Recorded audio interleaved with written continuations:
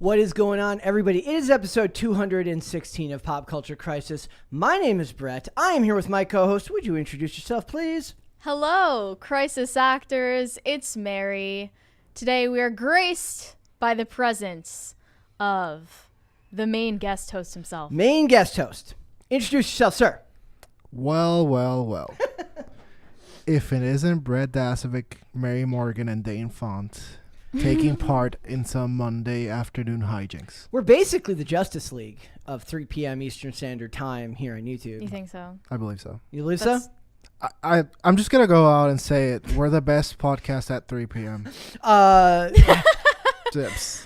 It's a fact. You know, most podcasts aren't live. Nor are they 5 days a week. Nor usually. are At they least daily. All the ones that I listen to are like once a week, sometimes twice a week. Because it's a hobby for a lot of people. And also I like a lot of ones that are like that are just based around like a single show or something like that. Mm-hmm. A lot of them are going back and rewatching old shows. Some niche interest. It's like where most of my stuff We've got is. a larger scope of interest here. This podcast is absurd. It's absurd. Yeah. So we got a bunch of stuff to talk about today. We are going to talk about, let's see, first we're going to talk about Billy Eichner. I said Eichner because I was saying Eichner. I was saying it wrong. Eichner makes me think of Billie Eilish. Yes. So we are going to talk about Billy Eichner and the fact that most of Hollywood is completely incapable of the concept of self-reflection or taking responsibility for their own actions. And then I'm also going to give you a fair example of how if Billy Eichner in the movie Bros is what not to do when making your movie, marketing your movie, and releasing your movie, I'm going to give you an example that came out the same weekend of one you should do. So we're going to talk about that. After we get into that, we're going to talk about a crew member from Dahmer, because Dahmer is the kid. It's kind of like the Don't Worry Darling of Netflix. It's the gift that keeps on giving as far as content. I think they've figured out that this is the marketing strategy that works. Come up with pointless drama. I actually think that there's actually some truth to that, but it's actually a little bit more niche, or there's more to it than that, if they want to get it down perfectly. So we're going to talk about that, and then when we finish with that subject, Mary, you're not prepared. This is all your fault. And then when we get done with that, we are going to talk about my favorite topic of all time, which would be Bruce Willis. No, we're going to correct Bruce Willis. We're going to because we reported fake news, and we're sorry, and we're growing, and we're learning, and we try to do better every day. That's pod luck, but we are going to get into Lizzo is back again, and there's some cultural implications with Lizzo. So if you guys are ready, we'll just get right into it. Mary, are we ready? We're ready. Dane, are we ready? So ready. So ready. All right, guys. So it says, basically the idea here is Billy Eichner says that he responds after Bros underperforms at the box office. Now, here's the problem. A movie underperforms, that's fine. I have no problem with you taking the L if your movie doesn't work. It was a pretty big L. Yeah. What did they make? Like half of what they expected? Yeah. Less than half of what they expected. So it says 4.8 mil. Or responds after Bros underperforms. Now, blaming the fans is like a strategy that seems to be working when they do it before the movie comes out. I don't know if you want to do this after the movie comes out. It's pretty common now. It's not even blaming the fans. It's just blaming the people who weren't interested in seeing it in the first place. So, and this was already a niche movie for a niche audience anyway. Like, yeah. I don't know if there is a demand for gay rom-coms because it's the first of its kind, seemingly, or one of the first of its kind. And there's nothing compared to. Men generally aren't interested in romance films, like as a genre, no matter what the sexuality of the protagonists is. So generally rom-coms are for women. Yes.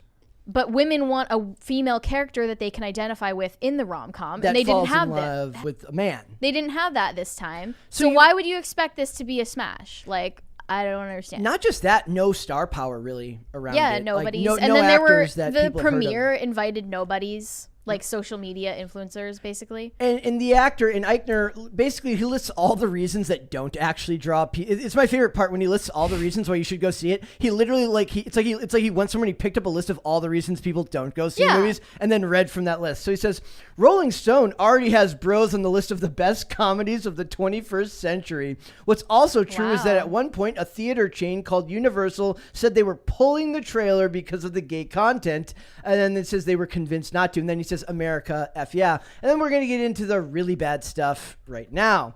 He says, that's just the world we live in, unfortunately. Even with glowing reviews, great Rotten Tomatoes scores, and an A+ cinema score, straight people, especially in certain parts of the country, just didn't show up for Bros, and that's disappointing, but it is what it is. That is your fault. That is not their fault. It is your fault that things don't work out, and I'm going to prove it to you. So we have another movie that came out this weekend. Did you guys hear about Smile? Yes. Okay. Smile Their creepy. marketing campaign went viral, That's my and point. it was really successful. So I have this article here that says Smile viral marketing campaign hides creepy smiling people at baseball game. Mm-hmm. This is how you market a movie. You do not make it about identity politics. You do not tell people that they're bad if they don't show up for your movie. I imagine that they would say that Smile would say people who don't enjoy smiling didn't show up for our movie, therefore it's their fault. If you have, in fact, that'd be really funny if they were like depressed people are the reason nobody went to see our movie. So I'm surprised to say I just got onto Rotten Tomatoes to see the audience score, because when he said, "Oh, we had a great Rotten Tomatoes score," I bet he was saying the reviewers.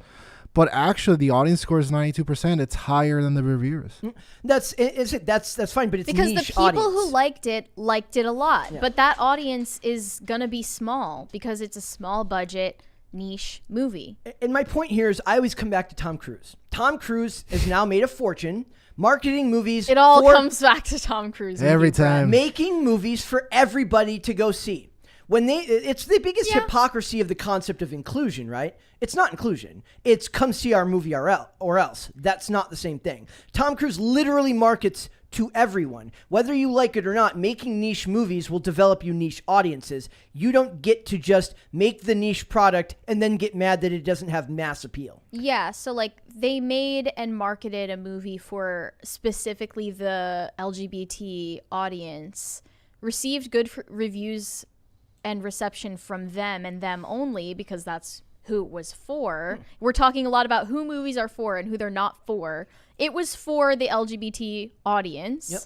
But then he expects the same box office results as a movie that is made and marketed for everyone, All which audiences. is something like Maverick or something like a Marvel movie. Or even Free Guy did it had long legs, didn't do super well off the bat. But if we're talking about, what was the other one? I'm sorry. The one that had The Lost City. Sandra Bullock and Channing Tatum this year did very, very, very well.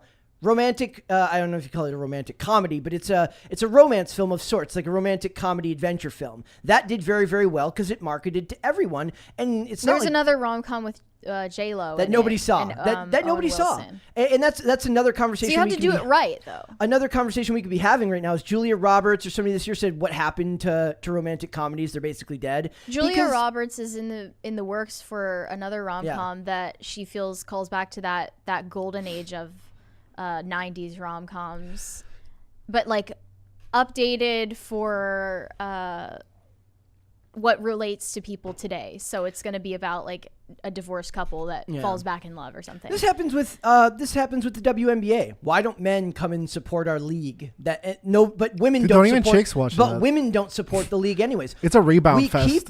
We keep subdividing everybody into smaller and smaller groups, and then get mad when the return on your investment marketing to smaller and smaller groups is smaller and smaller. I mean, if you look at the target audience for Bros, it's not just LGBT in general. It's gay men, because that's who is being depicted in the movie. Yeah. But like, you're not guaranteed to find an enthusiastic audience there either, because generally men, whether they're gay or straight, are not interested in the rom-com genre. It almost seems kind of like stereotypical to tell them that they would like it because they're gay. Yeah, it's like writing an erotica novel that's like sold at grocery stores and then wondering why men aren't receiving it. Like if it's like a gay erotica novel, like why aren't men buying this novel? It's for them. Yep. But like that's something that specifically women buy. And here's the nail in the coffin of this guy who just couldn't shut up. Sorry, to add to that point, isn't the LGBTQ market hella saturated as well? In TV, Not in film, not as much. Not as far as like stuff directed specifically for them. If we were talking TV, yes, there's a very large market for that audience right now. But I don't even know if you could necessarily say that there's a strong return on that investment either. Remember the show where it was the like lesbian vampire lesbian show? vampires, and Because then, that's an entire marketing campaign, right? well, it's and then you have Charlie's Angels, and they're saying this is for women, and then men don't. It's like they keep getting mad at men for not showing up to stuff that they're not invited to. It's not made for you, but give us your money. But give us your money anyway. Like, why would straight people be interested in this? I mean, maybe it's a great story. Apparently, it's entertaining, but I'm going to go at it from a different side. And sorry, Brett, I know you wanted to segue into something else. I didn't hear any of this movie until today. Yeah. I didn't hear any of it. So, I mean, that's a marketing fail. That's what happened with Charlie's Angels as well. So they had like zero marketing budget. The only people that knew about it were people like me who watched shows that were talking about how stupid Elizabeth Banks was for the way that she was talking about the movie. I heard about Bros only because I think it was being heavily marketed to like straight white women, like awfuls. And like those were the people I saw at the Bros premiere. Yeah. I saw TikTokers. That's the greatest acronym of all time, by the way.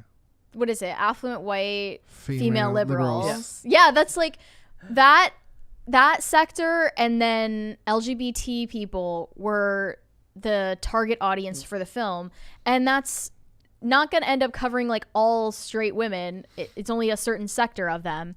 So why would you expect to have mainstream appeal when it's explicitly not for that? I also want to point out that this director is full of absolute garbage because he can pretend like middle America doesn't want to support this movie all at once. Will and Grace was a thing like before I was born. Okay, not before I was born. Like 20 years ago, Will and Grace was a thing. Will and Grace was extremely popular. Brokeback Mountain, before a decade ago, 15, 20 years ago, that movie came out. Both did I mean, Brokeback Mountain had better like word of mouth, so it made more money over a period of time. And I think I read somewhere earlier that its box office was like 178 million, but 178 million back then is a lot more money than that is now. Also, I have to push back with your comment of, I guess not your comment, but your opinion that the LGBTQ genre isn't oversaturated. Perhaps not in film. If you think of I'm saying in terms TV of it is. In terms of thematics, I'm saying in media it is. Yes, absolutely. And it's reached absolute market saturation. And I remember Brokeback Mountain being a big deal when we used to care about the Oscars, and it had two compelling actors. But that was a movie, and it had a story, and it had a soul. Yep. And now, and this is what really saddens me the most about what they do with most minority groups, is that they are a product. Yep. They are a consumer product that is sold in a deeply, disingenuous way. And when it fails, it's like, well, isn't America bigoted? It's like, no, America isn't bigoted, actually. Not even compared to the rest of the world, I think. Just in its own right, it isn't. But you have a soulless, boring product. These movies are, I'm not saying this one in particular, but typically when these issues get introduced in movies and series, it's like the Target t-shirts, like, proud to be whatever. Yep. It's like, okay, well, you're just selling a t-shirt. So, but how are you sure that it's not a good quality product? I'm not saying it's made for, because it seems like I'm not saying this one. I'm saying that because it's been done so much and the market is so saturated with that thematic, be it HBO, be it comic books, be it not games, although some, be it film series, people are sick of it because they know the angle of which they're going to hit it. And perhaps came a product that would have been generally interesting and entertaining for us, regardless of the fact that we were the target audience or not. But in all the noise, it just got lost. Yeah. So another thing that can work in these movies' favors is longer legs, right? Your immediate first week box office doesn't have to be the greatest thing in the world if the movie has good word of mouth and long legs, meaning that it can make a whole lot more money if people keep showing up to the movie and there's lower drops from week to week. That's actually what like Woman King is like holding steady now, because the drops from week to week are very low or mid level. So this movie could have had that. But theoretically, it seems to have good word of mouth among the people who liked it. Yes, but that's they're still not going a niche. Yes, so audience. they need to now expand outwards, away from the niche audience and into the regular audience. What they're saying, even though they're a niche film for a niche audience, it's that everyone who hasn't seen it is the weirdo. Yes. Yeah. They said everyone who isn't a homophobic weirdo should go see Bros. I'm going to read the quote in full. So this is what I'm saying. He could have taken the L on the first week and allowed the good word of mouth from the critics, even if we don't believe that matters. They clearly think that matters. Let the good word of mouth build. Say something humble, and then say, and it would be great. More of these movies will get made if more people go out and see it. Don't immediately become defensive. This is his quote. He says, everyone who isn't a homophobic weirdo should go see Bros tonight. You will have a blast, and it is special and uniquely powerful to see this particular story on a big screen, especially for queer folks who don't get this opportunity often. I love this movie so much. Go Bros. What do you got to bring that energy, though? See that this is my issue. Is like, what do you got to bring the negative energy to your movie? That's what I'm saying. Just say moviegoers that enjoy a hilarious rom-com, moviegoers that enjoy high quality film. Why does it always have to be this like them versus us energy? The emphasis on it is special and powerful when no one was really railing against it like that, saying that it's not special or powerful to the people who watched it. No one said that it wasn't those things, but you're responding as if there's all that pushback when you're getting universal praise from critics, universal praise from your target audience. Because now not responding is the same. Silence is violence. Not responding at all is the same thing. By not going to the movie, that's their take on it. You know that the critics are going to praise it. Yep. You know that because you have to. You can't give this movie a negative review. It's not acceptable. No, it would not. Well, here's the funny That's thing. not okay. I have Christian Toto's review here, which is extremely fair to the movie, but he points out, he tends to point out the areas where people might disconnect, people that aren't part of the community who go to see it might disconnect from the film. So he says, Bobby is spearheading, this is one of the characters, a new LGBTQ plus museum project with his fellow creators, bickering about President Abraham Lincoln's gay vibes and other issues. The film stops over and over again to deliver a lecture on gay rights, historical punishments, and more. The Stonewall riots get repeatedly name-checked before the first act wraps. So it gets bogged down in its own commentary when it doesn't need to do it's self-referential and in a self-sabotaging way. So it says he includes several off-putting scenes that may upend the film's plea for tolerance. An early sequence finds Bobby talking to a straight couple and with their young children present. The chat veers into gay sex details, and Bobby asks, and rightly so, if the conversation is appropriate for young ears. Also, another thing working out against this movie is it's R-rated. Mm-hmm. R-rated movies have a harder time at the box office, though arguably not horror movies or rom-coms, I guess, might be fine if you're 18 and older. But it says they talk about there's talk about orgies and all this. Like, this is not something that you can bring to all audiences. And that's it's just not. That is not, no matter straight or gay. That is not content or language that's generally in straight rom-coms. So if you're trying to assimilate LGBT characters into this genre where they haven't ordinarily been shown, then you need to stay within the boundaries of what is normal and popular in that genre. If you want to make money. If you want to make money, but also if you want it to still fit in that genre. So you can't be talking about graphic sexual, you can't be talking about things in a graphic sexual fashion. You can't be talking about orgies in a rom-com if you want it to fit properly into the rom-com genre. That doesn't happen in a J-Lo Owen Wilson film. That doesn't happen in a Julia Roberts film. That's just not a thing in that genre. So if you want to assimilate LGBT characters into the genre seamlessly and get mainstream appeal, you can't include that content. Or at the very But least, you want to have be, it. You want to have your cake and eat it too. You want to every make the time. you want to make the niche product while making not niche money. Yeah, exactly. And it just shows like the entitlement of Eichner, that he would expect not only universal praise from critics, but also from the niche audience he targeted and straight people.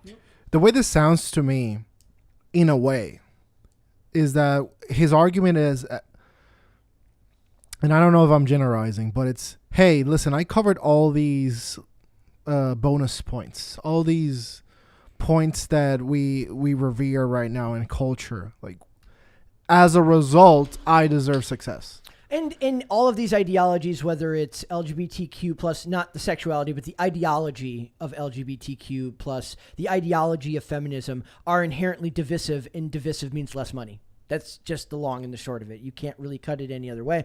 I have these pictures. If you guys want to look at it, these are the pictures from the viral marketing for Smile. This is how you market a movie. Mm-hmm. They're on daytime TV. Ugh. They're on. Okay, look at that face. She's so disturbing looking. It makes you want to know what the hell is going on. And that's something that's they're incredibly shareable on social media and on TikTok especially. So, and they're at baseball games, they're at sporting events, they're on daytime TV, places where everyone, regardless of race, gender, sexual orientation, gather to watch or consume stuff together. And people who ordinarily might not be interested in horror films would have heard about it at least. At the very least. So, and you can't even, like, if they wanted to make divisive comments in the marketing for Smile, then it would be about ableism and mental illness being stigmatized in film, but it was never about that. Nope. It's almost like they've a lot of these movies handicap themselves, and it almost breaks my heart for them. If, as somebody who has been who knows what it's like to be creative and want to see something succeed, like, it breaks my heart to see somebody not realize that they're sabotaging themselves. Right? Like, I can be as angry as I want about the stuff he's saying, and it does annoy me, especially him somehow believing that Hollywood is representative of the entire world. We had a discussion recently where we were talking about how Hollywood really is its own country. Like, they don't represent. I think that was when we were talking about the movie, like the Korean actor, or sorry, like the Chinese movie stars, and being the best representatives of your culture. Like, Hollywood no longer represents America; they represent Hollywood and Hollywood alone. Yeah, we've talked about that also in the context of celebrities who live in LA for decades and then move out into like somewhere in middle America, and they reveal that they really had no idea what the rest of the country was like, and they thought that this insulated culture that they lived in was the end all be all. And I think that when you listen to Billy Eichner's response to how this movie has been received, you can tell that he's just surrounded by yes men who will. Well, not even just yes men, but they're terrified to say no, because if you say no, you're a bigot. Also, well, if we're going off the premise that some education needs to be done, I'm putting myself in his shoes. If we're going off the premise that some education needs to be done in whatever the straight community in order to understand which is BS. Let's just say the appeal of the movie. Why don't you do it? Why don't tell me? They can't do that without being condescending. They cannot do it. No, I mean, capable. Can't they? No, they can't. What? Not they, but they, the Hollywood they. Don't you Hollywood does not know how to do that. That's a good point. But him, human to human, you know what? You'll like the movie because it's pretty funny and you're a funny guy. Yep. Like something like that. Yep. Something like, hey, it's pretty hilarious, honestly. Because they have to literally, like, they're patting themselves on the back constantly. If you're referencing the fact that there hasn't been a lot of LGBT representation in rom-com films, that's true. So if you're referencing that and then you're trying to take the step of contributing a film in that genre for LGBT audiences. I remember seeing Bridesmaids. You remember that movie? No. So Bridesmaids was supposed to be the Hangover, but for chicks. Mm-hmm. And so obviously I mean, not obviously anymore, but I'm not the target demographic. But you're every woman, though. Basically. But before I was every woman, I've come to be every woman. But before that, I was not the target demographic, right?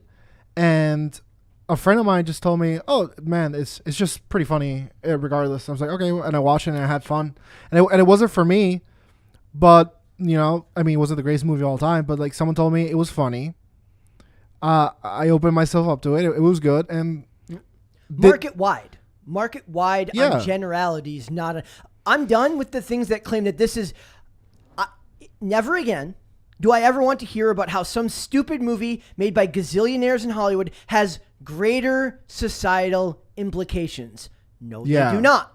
They have no such societal implications. It's just your own backpatting of yourself. Nobody. It is not a marketing move. It doesn't make me or anyone normal in a struggling economy want to go see something that you made because it has greater societal implications. That is the dumbest thing I've ever heard. My point is, if that's what they were going for, if you were trying to make an impact on society and on the tastes of viewers, being a tastemaker and a new step forward in this genre, you failed at doing that because you sabotaged your own film by making it overly raunchy. It's R-rated. You've already cast out a huge amount of that audience that likes rom-coms in the first place because they're supposed to be wholesome and lighthearted and not, you know, full of salacious content. And then you also made watching it into a virtue signal, and no one is interested in that. They just want entertainment. In a world where the economy is struggling, I finally started seeing like the costs going up. Like when I go to buy groceries, You're just like evil laughing. Like that's what I'm saying. Like in this economy, in a time when everyone's struggling. Okay, not but expensive, like way more, like extensively more, like. You can't market movies on such a means. You have to offer somebody a reason to go to the movie beyond your own vanity. Yeah. Mm-hmm. As a legendary Giga Chad, the thing that's made me notice the price hikes the most is jerky. There was a pack of jerky I used to buy. That's because it's always expensive. No, but there was a pack of jerky that's like this that I used to buy for $10. It's like 17 now. Oh. It's like, brother. Well, I mean, so I before we move on, I just want to say they talk about how it's a hilarious raunchy comedy that also features a terrific cast and a sweet romantic story to tell. Exclude the part about raunchy comedy. You can market it as LGBTQ, but don't make it the main selling point. Make the main selling point a universal ideal. Sweet romantic comedy. But if that weren't the main selling point, he wouldn't have chosen the title. I know. The title Bros is already calling more attention to the sexuality of the protagonists than the story itself. They want the vanity project license without making the mainstream money. It's like fatally self-referential and self-aware, and it has these, like Christian Toto pointed out, these moments in the movie that are preachy and lecturing and talking about like history lessons, basically. That's not what anyone comes to a straight rom-com for. Why would you put it in your gay rom-com then? Exactly. Because they want to turn everything into edutainment and make money as if they're making regular entertainment. Edutainment is for children. VeggieTales is edutainment. It's still that's what that is. Referencing the Stonewall, Barney is edutainment. Referencing the Stonewall riots in your rom-com, as far as I'm concerned, and make more than once. Falls into that category. Oh, you don't know what that is? Here, let me tell you. That's what that feels like to me. And then they get out a PowerPoint presentation, essentially. This and this, yeah, exactly. So another L for an industry that just can't seem to figure out that the best thing you can do is just make a movie and give basic generalities on how to market it. The streaming world seems to understand that vanity projects aren't the way to go. They don't make as much money. No, I disagree. I think streaming is almost all vanity projects now. Well, Netflix is admittedly slashing big budget films for smaller budget ones that are more mass appeal. So now, but it took him 5 years. But they're coming to the realization that vanity projects are not the way to go if Yeah. you're trying to make money. I don't know how much this movie cost to make, but it's probably less of an investment than they're not going to make this movie on the scale of a big budget blockbuster, but they can write this off and take the virtue signal points. There's also the distinct possibility that this movie does well in PVOD or streaming, right? So a lot of people might look at this movie, be completely interested in seeing it, and just saying, "I'll wait till it comes out on."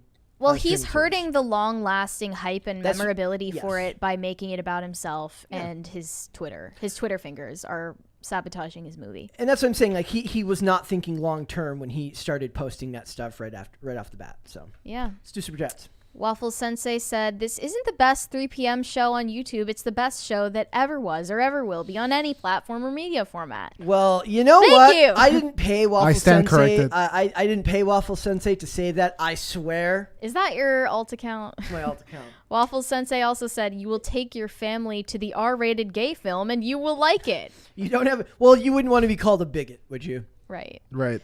Caper2X said, "First rom-com and last next time try lesbians." You'd honestly have a better shot with lesbians. You would. I mean, would that be a marketing disaster too? We've Yes. mentioned Jennifer's Body, Yes. and that seems to be in that like niche, like That was a queer lesbian movie? audience. It has themes Also, like that, yeah. also, I never saw it. You and I both know they would not allow the lesbians to be hot in the movie. Right, like you just ruined your own movies. You can't make money like True. that. They would- don't cast hot people, and even when they're casting children, they cast ugly children. I don't Dude. want to see an Amy Schumer lesbian rom-com. I want to see an Angelina, or no, I'm sorry, I want to see a Megan Fox lesbian rom-com. I mean, I was the Charlie's watching Angels actresses were attractive. some of them. I was watching Survivor with my girl on the weekend, and we were watching an old season because I was getting her in. So she's watching the new season You're with me. brainwashing her, right? Hey, she Okay. loves it. We were watching the new season, but obviously it's like week by week, and Yeah. we wanted to watch Survivor, so I showed her one of my favorite seasons, and she was like, "Wow, everyone in this season's hot." I was like, "Yeah, dude, that's how it used to be." Who's the girl from Twilight? Kristen Stewart. Okay, she's in that movie, and they literally do the thing early in the movie where she's got the wig on, the long hair looks beautiful, and then she like pulls it off, and it's clearly supposed to be a reference to like, not on my watch am I going to be obscenely hot. No, is she still good looking? Yes, absolutely, but it's absolutely an attack on the Yeah. concept of traditional feminine. Well, that's beauty. essentially what happened to Kristen Stewart in real life. She was such a baby in Adventureland. I don't know why she did that to her appearance. There's arguably like weirder times. I rewatched Scream 2 recently, and they all have this weird. It's like the chin length hair and super. Like it's like that proto Karen Yeah. haircut, but all the women have it, That's weird. and red streaks in their hair. Red streaks is fine. Dark red. Yeah, it was ahead of its time, but yes, arguably a weirder time for women's hair. I need to stop watching YouTube. Said, bleep scene in Blonde is unholywood humiliation ritual. In I won't yeah. repeat that. Yes, in Bleepwood. The funny thing is there was more articles coming out today. What was it? Emily Ratatouille said something about how like It's a fetishization of You're female just calling her that now? pain. yes, I don't know how love to it. pronounce her last name. I'm not going Radikowski. to try to pronounce it. I Radikowski. don't care. Yeah, she said it's that what Hollywood does is fetishize women's pain, which is interesting considering they actually do cause women pain and then fetishize it. It's just annoying when she says it because they all still participate in the ritualization and the fetishization of women, but then they get to complain about it too. That word is so hard for me to say. Yeah, I know. I said it, and I'm not saying it again. How does Handmaid's Tale not do exactly that? It does. That's do literally exactly the that. point of the show. Yeah, that's the point of it. Potatoes for Seamus said, "So glad to see the PCC has brought success even to other shows like IRL. Perhaps they can grow to be a fraction of the success the PCC has." Wouldn't that be fantastic? I mean, We pray for them every day. that kid Tim, he's got potential. I'm telling you. Colt Bleep said, "I've been having issues sleeping, and it was solved when I went to go see Bros. Ask your doctor if this unfunny comedy is right for you." I mean, I thought he was going like, I was having trouble sleeping, then I started watching your podcast. Now I'm fully refreshed and energized every Don't morning. assume the worst. I am a pessimist by nature, guys. Tyler Hogue said, "Never liked anime, but Cyberpunk Edge Runner has given me emotional damage. I need a review. English dub was better. I've heard very good thing. What is it? What is Cyberpunk Edge Runner on? I have been looking into possibly watching that. Hideo Kojima, which is like a legendary video game director, said it was really good. I think it might be worth it. Somebody commented last time and said they think it might offend your sensibilities. Why? I don't know. I find Mary's sensibilities quite hard to read. Quite hard to offend. To offend. I was telling Mary earlier about a video. There are some things I won't watch. There was a video, but I found that most of of that tends to be more because of like Hollywood's overt sexualization of stuff, right? That's I won't watch that. But there was I sent Mary a video this weekend of a guy dressed up as Jesus doing tricks on a skateboard shaped like a cross. Yeah, I've seen that before. It wasn't new. Yeah. I mean, nothing like that shocks me anymore. But I do like to send that stuff to Mary to get a baseline for what I can expect, because I know that Mary's response and Seamus's response will be totally different. Right. Charlie Red said, I love MF rom-coms. I don't know if he's male-female rom-coms. I thought he was saying mother effing. Yeah, I don't know. Male-female rom-coms, and I just don't care to see two dudes. If it makes me a bigot, rude AF for them to make that claim, because I'm traditional. I wonder if, I've never heard anyone that's gay said they had a problem with, they might have an argument there that they have a problem with, straight rom-coms. They probably don't. If they're not interested in watching straight couples on TV, then we would never call them, heterophobic for that. So it's weird. I just said, but the fact of the matter is you've sliced your potential audience down by a large amount. Yeah. Kids aren't interested in romantic comedies either. Yeah. What? And we'll get to it. Kids aren't also interested in romantic subplots in their own kids' entertainment. Those things are shoehorned in awkwardly as well. Mm-hmm. G said basically every movie that has failed sounds like a feminist. Lots of movies fail these days, but the ones that get the most play or the ones that get the most press are the ones that have feminist or these types of undertones because it allows them to complain about it openly. Also, every time you use WNBA in an argument, you lose. I already used it earlier. I don't lose. I win. You lost. No? No, but you used it in they use it as an argument. Oh. Is how you phrased it. What do you mean? What? That they're looking for male audiences to appreciate women's sports. They are. Yeah, that's true. They want you to subsidize their... Dane was just saying that that's a losing argument. Yes. Why? Because literally no one cares about the WNBA. Right, yeah, I don't know why you're... Just accept it. He's saying that their argument is bad. Oh. Yeah. Well, yeah, I know that. Yeah. Yeah. Thank you, Mary, for... Make your points better. I don't think it's a feminist... No, that's what I meant. We weren't going to get anywhere. Bros is only a feminist movie insofar as they're looking for straight women to watch it because gay men aren't interested in it. Hey, you can blame the straight women for this because for 2 decades we've had straight women talk about gay men like they're purse puppies. And that's what this movie was all about for them. Yeah, which is insulting. Gay men, because they're men, they're not interested in this genre. Yep. They're not, gay men are still men, and men aren't interested in romance films. It's just a fact. And that's probably why they awkwardly, added all of this raunchy humor to it anyway. Yeah. Walker Texas Danger said, Dane days are good days. Well, when we have a main guest host, it's always better. He said every time they complain about people not doing what they should, they sound just like slave owners angry at the slaves they bought.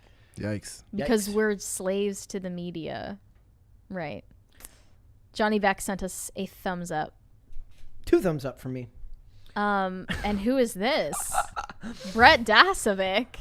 Is this your twin? Who has an icon Thanks for tuning in, everyone. Love you all. Who has an icon that looks suspiciously like Waffle Sensei's icon. Interesting. That is very interesting, guys. It could be me, though. You never know.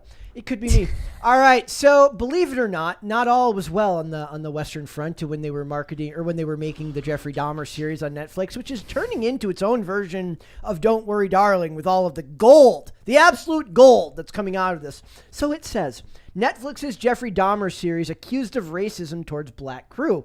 One of the worst shows I've ever worked on. I'm actually going to go to to the Lad Bible article here. So it says Dahmer, Monster, the Jeffrey Dahmer story, which is one of the worst names I've ever seen for a show ever, by the way, with the subtitle like Dahmer, Monster, the Jeffrey Dahmer story. Like who? What? It's kind of along. If anything, the main title should have been Monster, and then the subtitle should be like the Jeffrey Dahmer Dahmer story. yeah. So it says, I don't know. Weird. So basically, they talk about here. Her name was Kim Alsop, and she was a production assistant on this show.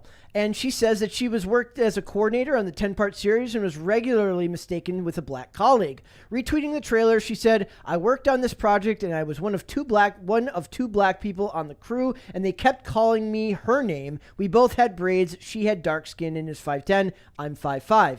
Working on this took everything I had, and I was treated horribly. I look at the black female lead differently now, too." Speaking with the Los Angeles Times, okay, you're privileged if you're a production assistant or anything less than a director or an actor and you're speaking with the Los Angeles Times. I'm sorry. I mean, I just want to know how many production assistants they had and why she expected Thank you. why she expected the director and all the rest of the crew to know her personally. Yeah. That's when it was her incredible. job to memorize the names of the extras and the actors. She added that she hadn't yet watched the series because she fears it will remind her of the difficult time she had making the show. She also said, "I just feel like it's going to bring back too many memories of working on it. I don't want to have these PTSD type situations." The trailer itself gave me PTSD, which is why I ended up writing that tweet, and I didn't think anyone was going to read it. Dude, I gotta say, So what she said in the tweet, we don't know because she made her account private. what makes this country exceptional is also what makes it terrible. Because people are told, man, you can do it, follow your dreams, blah, blah, blah. And that is the kind of comment of a person that has been told, you're the best, you're this, you're that. And they don't understand that life is in stages. And I wasn't born the marketing man extraordinaire, you know. It took years and some grinding. And as I've said in the past on the show, I was a production assistant, and I've gotten people coffee more times than you could effing believe. Okay, and sure, it sucked. But I sure as hell didn't expect anyone to know my name.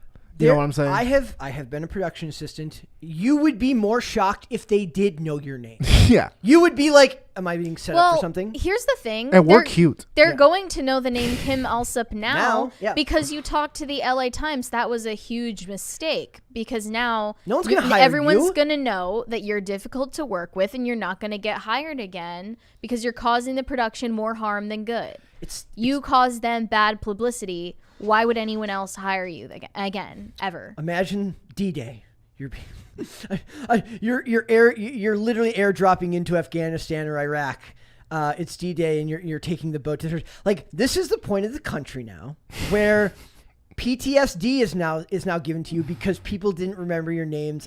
Everyone on a set, Trauma. it seems, wants to be treated like they're starring. Yes. Every production assistant assumes that they should get the same treatment as Evan Peters.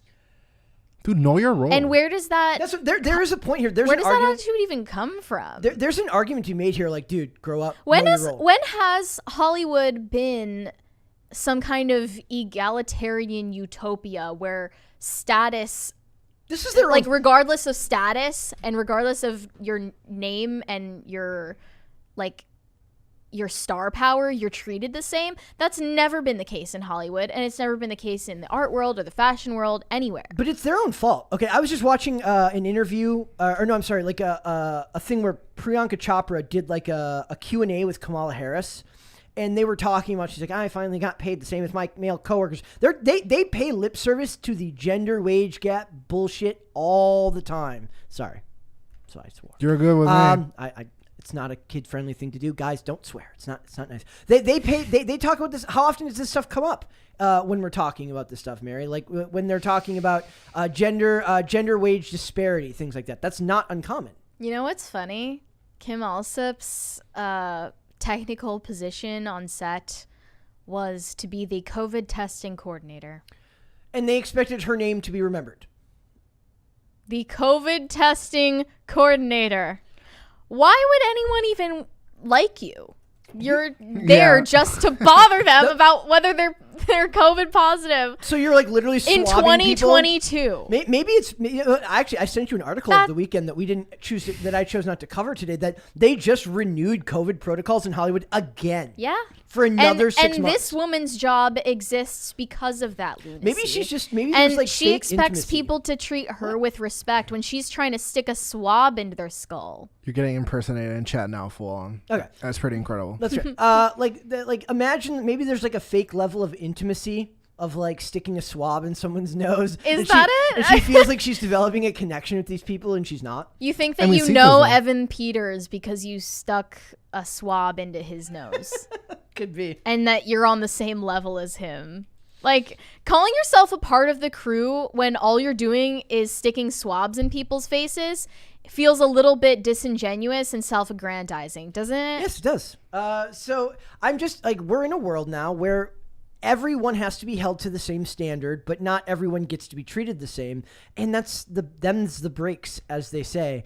The star of the show does not get treated the same as the director, who does not get treated. Like, imagine being like if you're saying the director doesn't know the lead actor's name, or the lead actor doesn't know his co-star's name, maybe we have room here for an argument, but you're literally a cog in the machine. I think at least the backlash from the family members of Dahmer's victims have a leg to stand on with being disturbed by the fact that this production happened. Well, what about But if this is just about behind the scenes drama and you assuming racism, when think about if you had been in another PA's shoes, if you and another PA were both generic looking white guys who wear polos or something, and you both get called the same name.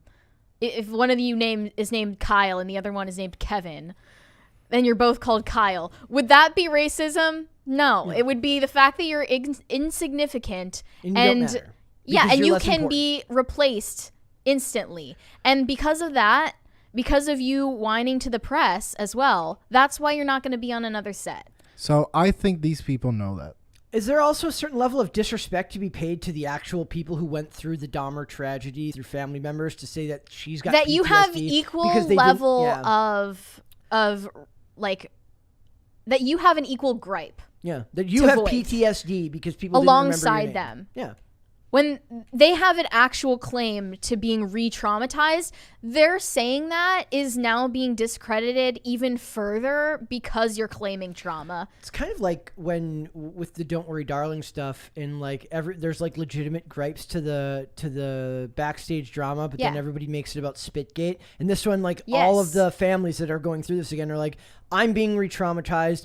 Do I agree with them that Hollywood doesn't have a right to tell that story and monetize? No, I don't necessarily agree with that. But they have at least an understandable thing to complain about, and that's going to be lumped in with Kim Alsop saying, people didn't remember my name, want trauma. What's Spitgate? Harry Styles spitting on allegedly spitting on Chris Pratt. So that was the most well-known controversy surrounding the film, even though it was the most obviously debunked one. Because it was easy for them to say, look how ridiculous all of these claims are. If this one is ridiculous, the rest of them must be ridiculous too. They shifted it to focus on that because then it makes all of the claims sound stupid, even though all the other ones had more than enough validity to them. And if we're looking at this, at all the drama surrounding Dahmer on the grounds of, like, is this good marketing for the show? I would say no, compared to the Don't Worry Darling drama, because all the Don't Worry Darling drama was low stakes. It meant nothing. Mm-hmm. And in the ethic of today, which is obsessed with all things social justice related, you didn't have any grounds to complain on that front.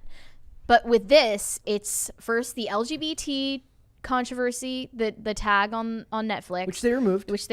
Which then, of course, we released a video this weekend before, but we didn't release the one about them removing it, so it makes us look like fake news. We are not fake news. We just covered it again. The insider piece that was published by the family member of a victim, I think the sister of one of the victims, who was herself portrayed on the stand in the show. Shockingly accurately, I might add. Like the actress they got to play this lady looked just like her.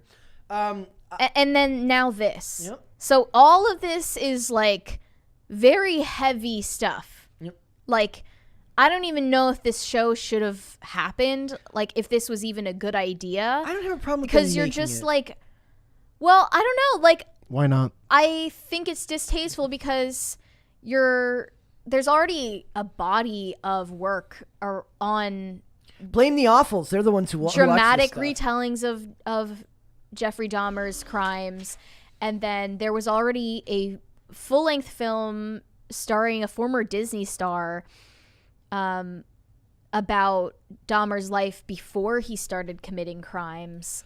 I think that's a hell of a lot more interesting than reenacting the crimes themselves and the aftermath. Did you see the TikTok trend of all the women who are claiming like that they watched it and then that it wasn't bad enough? So apparently they didn't like. There's plenty. What do you of mean? The claim that this romanticizes serial killers is totally true. Like, that's exactly what it's doing. We've been doing that in this You're country casting for 3 Evan decades. Peters, who is like one of those American Horror Story heartthrobs that like teenage girls were obsessed with. You're casting him as Jeffrey Dahmer. But what do you think is going to happen? Nobody is connecting this to the fact that it was a real life event. Yeah. And that it was a real person who really killed people. Was it Bundy, the one that was really handsome? Yeah. Bundy was and they casted Zac Efron. They cast Zac Efron. You don't have to say casted. Somebody corrected me on that recently. Really? I mean, even that was a different situation because Ted Bundy being charming to women is an essential part of how he got away with his crimes. Yeah. Jeffrey Dahmer was an awkward, socially inept. So maybe what we do here is we turn it on them like the women would turn it. We make it about ugly guys. Like we ugly guys want our roles too. You don't need to hire Ugly representation. Yeah, we need ugly I need a role, okay? I need to be. Brett. But so I'm saying like that. You need to start. Don't playing, make me call you a need to cutie start. again. You need to start playing their game, and start making it about like nothing. You can cast all the ugly women and all the this and that, and say that it's about representation. But the second you need to cast Jeffrey Dahmer, you cast some super handsome guy. No. Ugly dudes. Even more than dramatized TV shows and movies romanticize serial killers. I think the podcasters that like do their makeup and talk about true crime are doing the work of trivializing those crimes even more so. It's a market, man. It's a I whole can't market believe to be reached. I can't believe that they're the uncanceled. Like, they're the uncancelable when for such a like I don't know, what is considered immoral today. Do you think the people that listen to this show think of it as immoral? I bet you they don't. To this show? Okay, so if there's Pop Culture Crisis? Do you think they think it's immoral? To cover those stories and romanticize them? No. It's a different. I mean, it's obviously different if you're making a film or fictional like TV show about it. Yeah. Than just sitting there and retelling it while doing your makeup. We've got this thing here about the TikTok trend where it's like true crime is popular because women romanticize serial killers. It's just true. To your point, I think chat's based, and I don't think a lot of things faze them. Raise your hand if you are part of the handful of people who are completely unbothered by the Dahmer series and is watching it again. This is a trend going around on TikTok right now. Here's another one that says, load. It says when everyone is freaking out about how morbid the new Dahmer show is, and you're just bummed they didn't show the cruel, more morbid parts. Dude, Criminal Minds. If you watch that show gets gross. I've been rewatching it. I spent time watching it. I love that show. If I love the you're first 5 seasons. interested in salacious and gory, shocking content, there's plenty of fictional material for you, but it's specifically that this involved real people and real life events that intrigues people the most, and I think that's gross. I don't see it as a thing that should not be covered. Look at they're auctioning off Jeffrey Dahmer's glasses for $150,000. Whole cottage Tell me industry. that this is not actively disrespecting families Somewhere and Ben spitting Shapiro's, on the graves of victims. Somewhere Ben Shapiro's talking about the free market.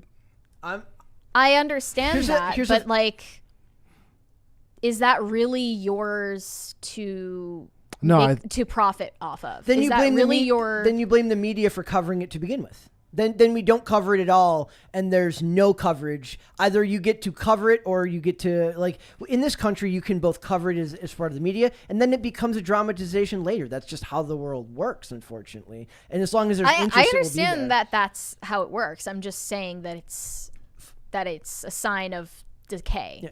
Fun fact that's only tangentially connected. I used to break my glasses so much as a kid, right? I would get new glasses and I'd break them like instantly. My dad bought me those exact glasses. I mean, not those They look exactly like that, those, no. like which are the ugliest glasses you've ever seen. And he said you have to keep these for a year without breaking them, or you'll never get another pair. He would only buy me more of that pair until I made that pair last a year.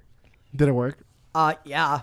Wow. I was like, I don't want these things for any longer than I have to have them. Funny. So I had to literally have like serial killer glasses. Like, I mean, I probably could have had my first date in sixth grade or fifth grade if only I did not look like Ted Bundy or Jeffrey Dahmer walking through the classroom. I hope that you pull up pictures of this at some point. I probably never took pictures with them on. I probably took them off because I look like a serial killer. Darn it. So just thanks, Dad. Thank you for teaching me the value of making something of not breaking your stuff. I mean, it worked. It did. I just want to acknowledge that, like, the appeal for the true crime audience, I think, is an escape from the obsession our society has with, like, propriety, and not propriety as in like how you dress or your language, but really that, like, men these days are on a leash. So, like, and if you see one who was absolutely unhinged to the extreme, it's, like, interesting. yeah, and there's no fiction that represents that anymore. Like, no one even hunts animals anymore. So when you see Chris a Pratt story of gets yelled somebody in the modern world who, like, hunted people, that's obviously Thank interesting. you, guys. Also, I want to point out we're trying to figure out a way to put the amount needed for the next crisis party on Or the amount screen. that we have so far. Yes. In each. I want like, to do that. Yeah. So, I think you're right. I think a big part of it is we're in a culture there's a huge push towards the feminization of men. There's a huge push away from anything masculine. All masculinity is toxic, and it's okay. And it's somehow considered more acceptable to show it when it's clearly meant to be bad. And it's, but then their natural instincts to be attracted to actual masculinity that isn't toxic or evil runs headlong into the fact that the only way they can now see it is through examples that are extremely awful. Dude, so much so that literally all dude spaces now are either being invaded by women, moderators, or feds. I tell Mary that all the time. I said all the problems is it's like dudes just want to do their own thing, and women are like, real. "Hi, Dudes can we rock. come in here?" And I'm not saying that killing people is masculine, just for the record. I'm just one's talking saying- about Statistically, it is. the, like, Sorry to be the guy. most violent Maybe crime the- is committed by men. maybe the fact that men need a controlled environment of some kind to and like to safely and acceptably be rough, be like wild or unhinged in some way, and they're not even allowed that. Even in school is almost exclusively geared towards female forms of learning, right? Like men don't. And like, that's part of the reason they- that this person flew off the handle. This Jeffrey Dahmer guy. He's an individual. Yeah, they and he throw went men crazy. They throw men on Ritalin, boys on Ritalin, because God forbid they have to sit in a classroom for 8 hours every day, which is antithetical to the way they're programmed to learn, right? It makes no sense. And really anyone. It's just that women are better able to adapt to it. Yep. But I just wanted to point that out. It's funny too, because this is absolutely like one of those things that they talk about in a lot of Criminal Minds episodes. Is like there's a whole thing about like a cottage industry of like serial killer memorabilia that gets sold. Not uncommon. So Yeah. you know, there's extremely morbid people that would love to collect stuff like that. Yeah. So I just want to point out, like, I understand that why there's an appeal. okay, so then I would ask you this: if we're okay with it being covered in the media, though we agree that the media is biased and awful, so you can't even necessarily expect the media to report on things accurately. We don't believe that you don't believe that they should be doing you don't think they should be making an aggrandized version of this and making it seem more glorified than it is. Yep. Yeah. Birth control time. Take your little cycle. Yeah. So what do they do? Like, how do you draw attention to this stuff if not that? I mean, I feel like I say they shouldn't make this, but I know that they will, and it's unavoidable. So I get it. Like, it's funny because like you and Hannah Claire are always like she says we shouldn't make sequels, and you're like we shouldn't do this, and I'm over here like but they're going to. I'm not really should or making shouldn't isn't about censoring it. Yeah, it's just analyzing why we find certain things interesting right now. And you think it's a reflection of our culture. It's the wrong reasons. Yeah. That's all I'm saying. And you think it's a reflection of the degradation of our culture. Yes. Do you think that that's something that can be rectified? Do you think we can go back on that? I'm trying to be less black-pilled. I'll ask. Not through media, not through entertainment. Mary thinks you need Jesus. I think we need to like encounter death and destruction in our own lives and not other people's, and not like romanticizing it. That is other people's lives. That is like a uniquely Western thing to be so cut off from danger. Yeah. Like that you can now seek out and romanticize the idea of violence because your life is fairly safe. Yeah. Like that feels very Western to me. It definitely is. So, all right, let's go super chats. Bad App said the best gay content out right now is Dahmer on Netflix. Well, according to Netflix, yes. Yes, it is. St. Miles said, wow, just got my notification of the show. Did you folks discuss about the movie Vesper, or did you see it?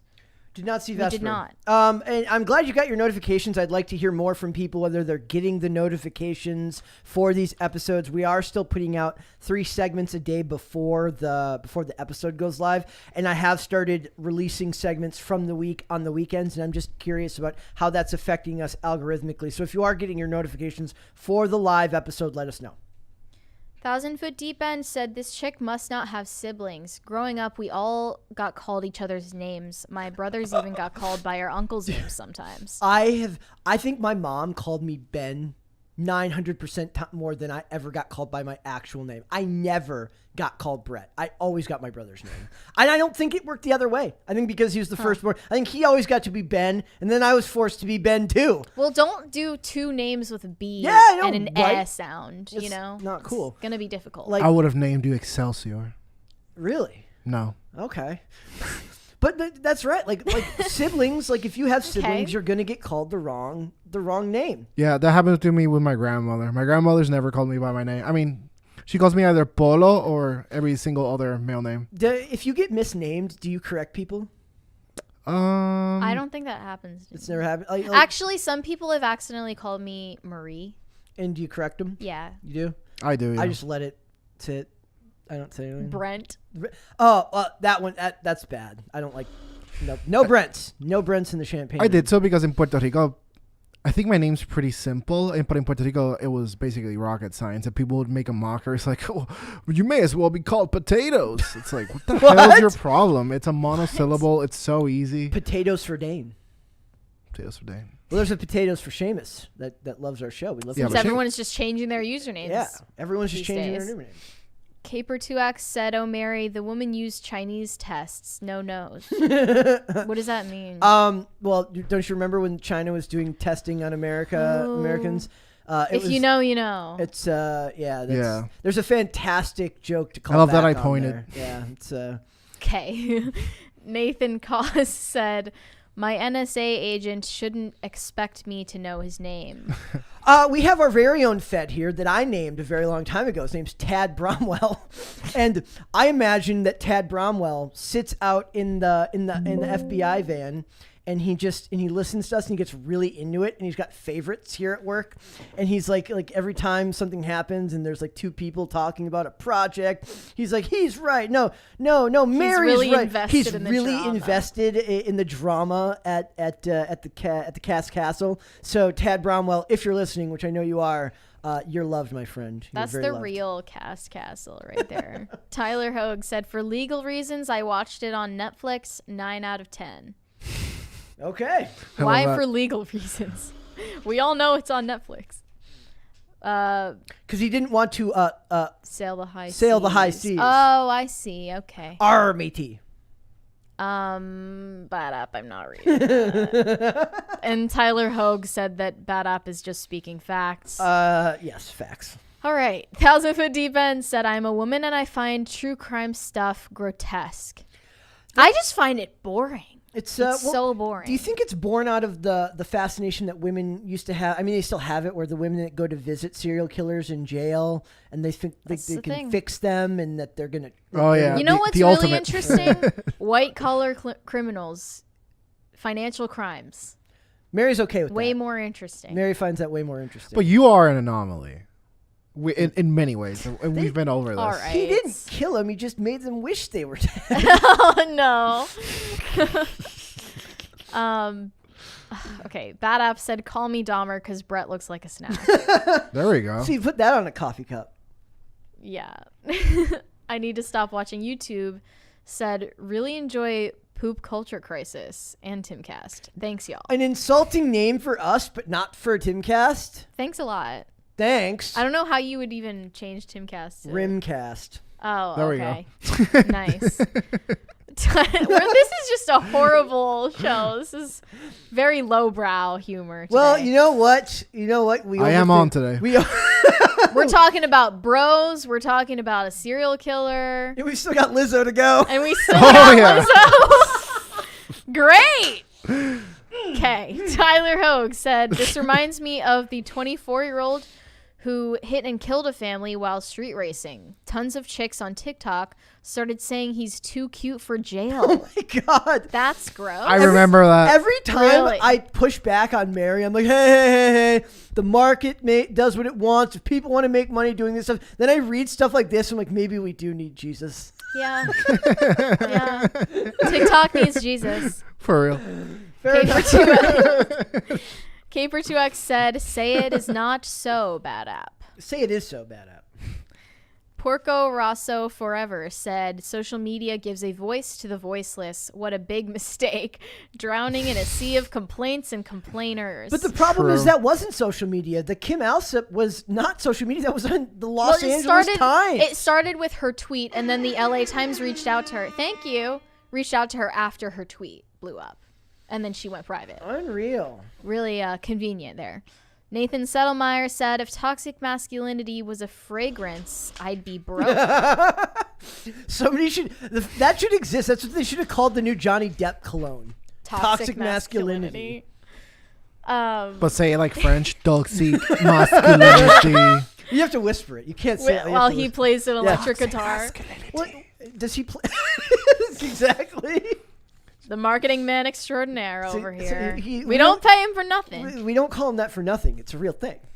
Bobcat said, my question is why there is so little discussion of the fact that there may be up to 4,000 serial killers active in the U.S. currently. Is it 4,000? I thought it was like 300. I don't want to blow my cover, you know. I thought the golden age for serial killers pre-DNA already passed, you know? It's I remember For DNA. Oddly enough, I was watching. Yeah. Mentioned I was watching testing. Scream. I was watching Scream 2 recently. It is October actually, and there's a part in the movie where Billy's mom is talking about how she got together with the other guy in the movie, Mickey, and says there's only an estimated 97 active serial killers in the U.S. today. So Mickey here was quite a find.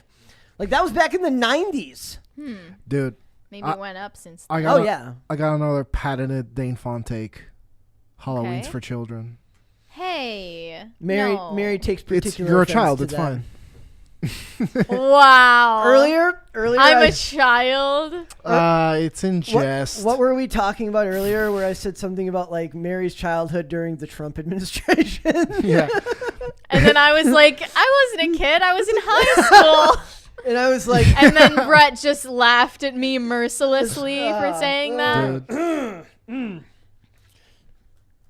Anyways, oh my God. Brett Dasovic said, Bottom G. men just want a space where we can be bros, if you know what I mean. Okay, I'm actually scared because that's the photo that's on my Instagram. Yeah, dude. That's my Instagram profile pic. Wow. Maybe it is you. Just check my phone here real quick. Not hacked. Okay. Like now I'm a little bit scared. Thank you, Waffles Sensei. I hope that's Waffles Sensei, and I'm not just. I guess if I say anything more vulgar, we'll know. No, Okay. that's Brett Dasovic. I don't. Bad App said, Dane, is that shirt made out of boyfriend material? Apparently, Well, is it? I believe so. Potatoes for Seamus said, shut up and take my money, Waffle Dasovic. Well, that's weird too, because I'm not a waffle guy. I'm a French toast guy. Thanks for the incredibly generous Thanks. super Yes. chat donation. Like I said, potatoes Thank for you. Seamus. Potatoes for Seamus is the man. Legend. Wyatt Kaldenberg said, the serial killer Sweeney Todd was turned into a musical comedy. How many years before Jeffrey Dahmer the musical will come out? Well, we're on that way when we go. If they go the way I think they're going with Yikes. Joker 2, which is, I do believe, my hope. Okay, I sound awful now for saying my hope. That if they're going to make it a musical, what they're going to do is it's going to be like a normal dramatic film, and then they'll break out into like orchestral type of theater dance numbers while they murder people at the parts where there's music. So every Yeah. time they break into song, people start dying. That's what's going to happen. Listen, At least that's fictional, though. Yes. I don't want there the to first be a one was Dahmer okay, musical. and this one's gonna be a freaking musical, dude. Yeah, musical of death. It's going to be awesome. Okay, well, Bobcat said bank heists and burglaries would be far more interesting than serial killers. Bypassing security is just more intellectual than random murder. So true. That's like my genre is anything like I watched Collateral again this weekend, and I have a hot take.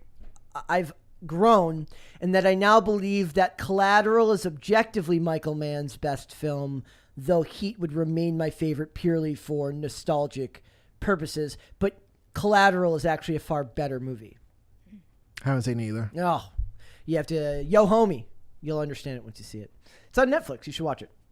You should watch Survivor. I will watch one this a episode of trade-off? Survivor if you watch Collateral. What? He's I will about to walk out of the studio Yeah, and watch holy- it right now. I will do it. I will do it. Except? How do I believe you? You already lied. I dyed my hair blonde. How much of a liar could I be? We'll finish them after we get to the next one. I'll watch it Okay. tonight. We're gonna watch Lizzo now. Isn't that what you want? Yay. Dane? So it says, guys, Lizzo has been invited to James Madison's crib. He lived on a plantation, so Lizzo has been invited to James Madison's plantation after playing his crystal flute.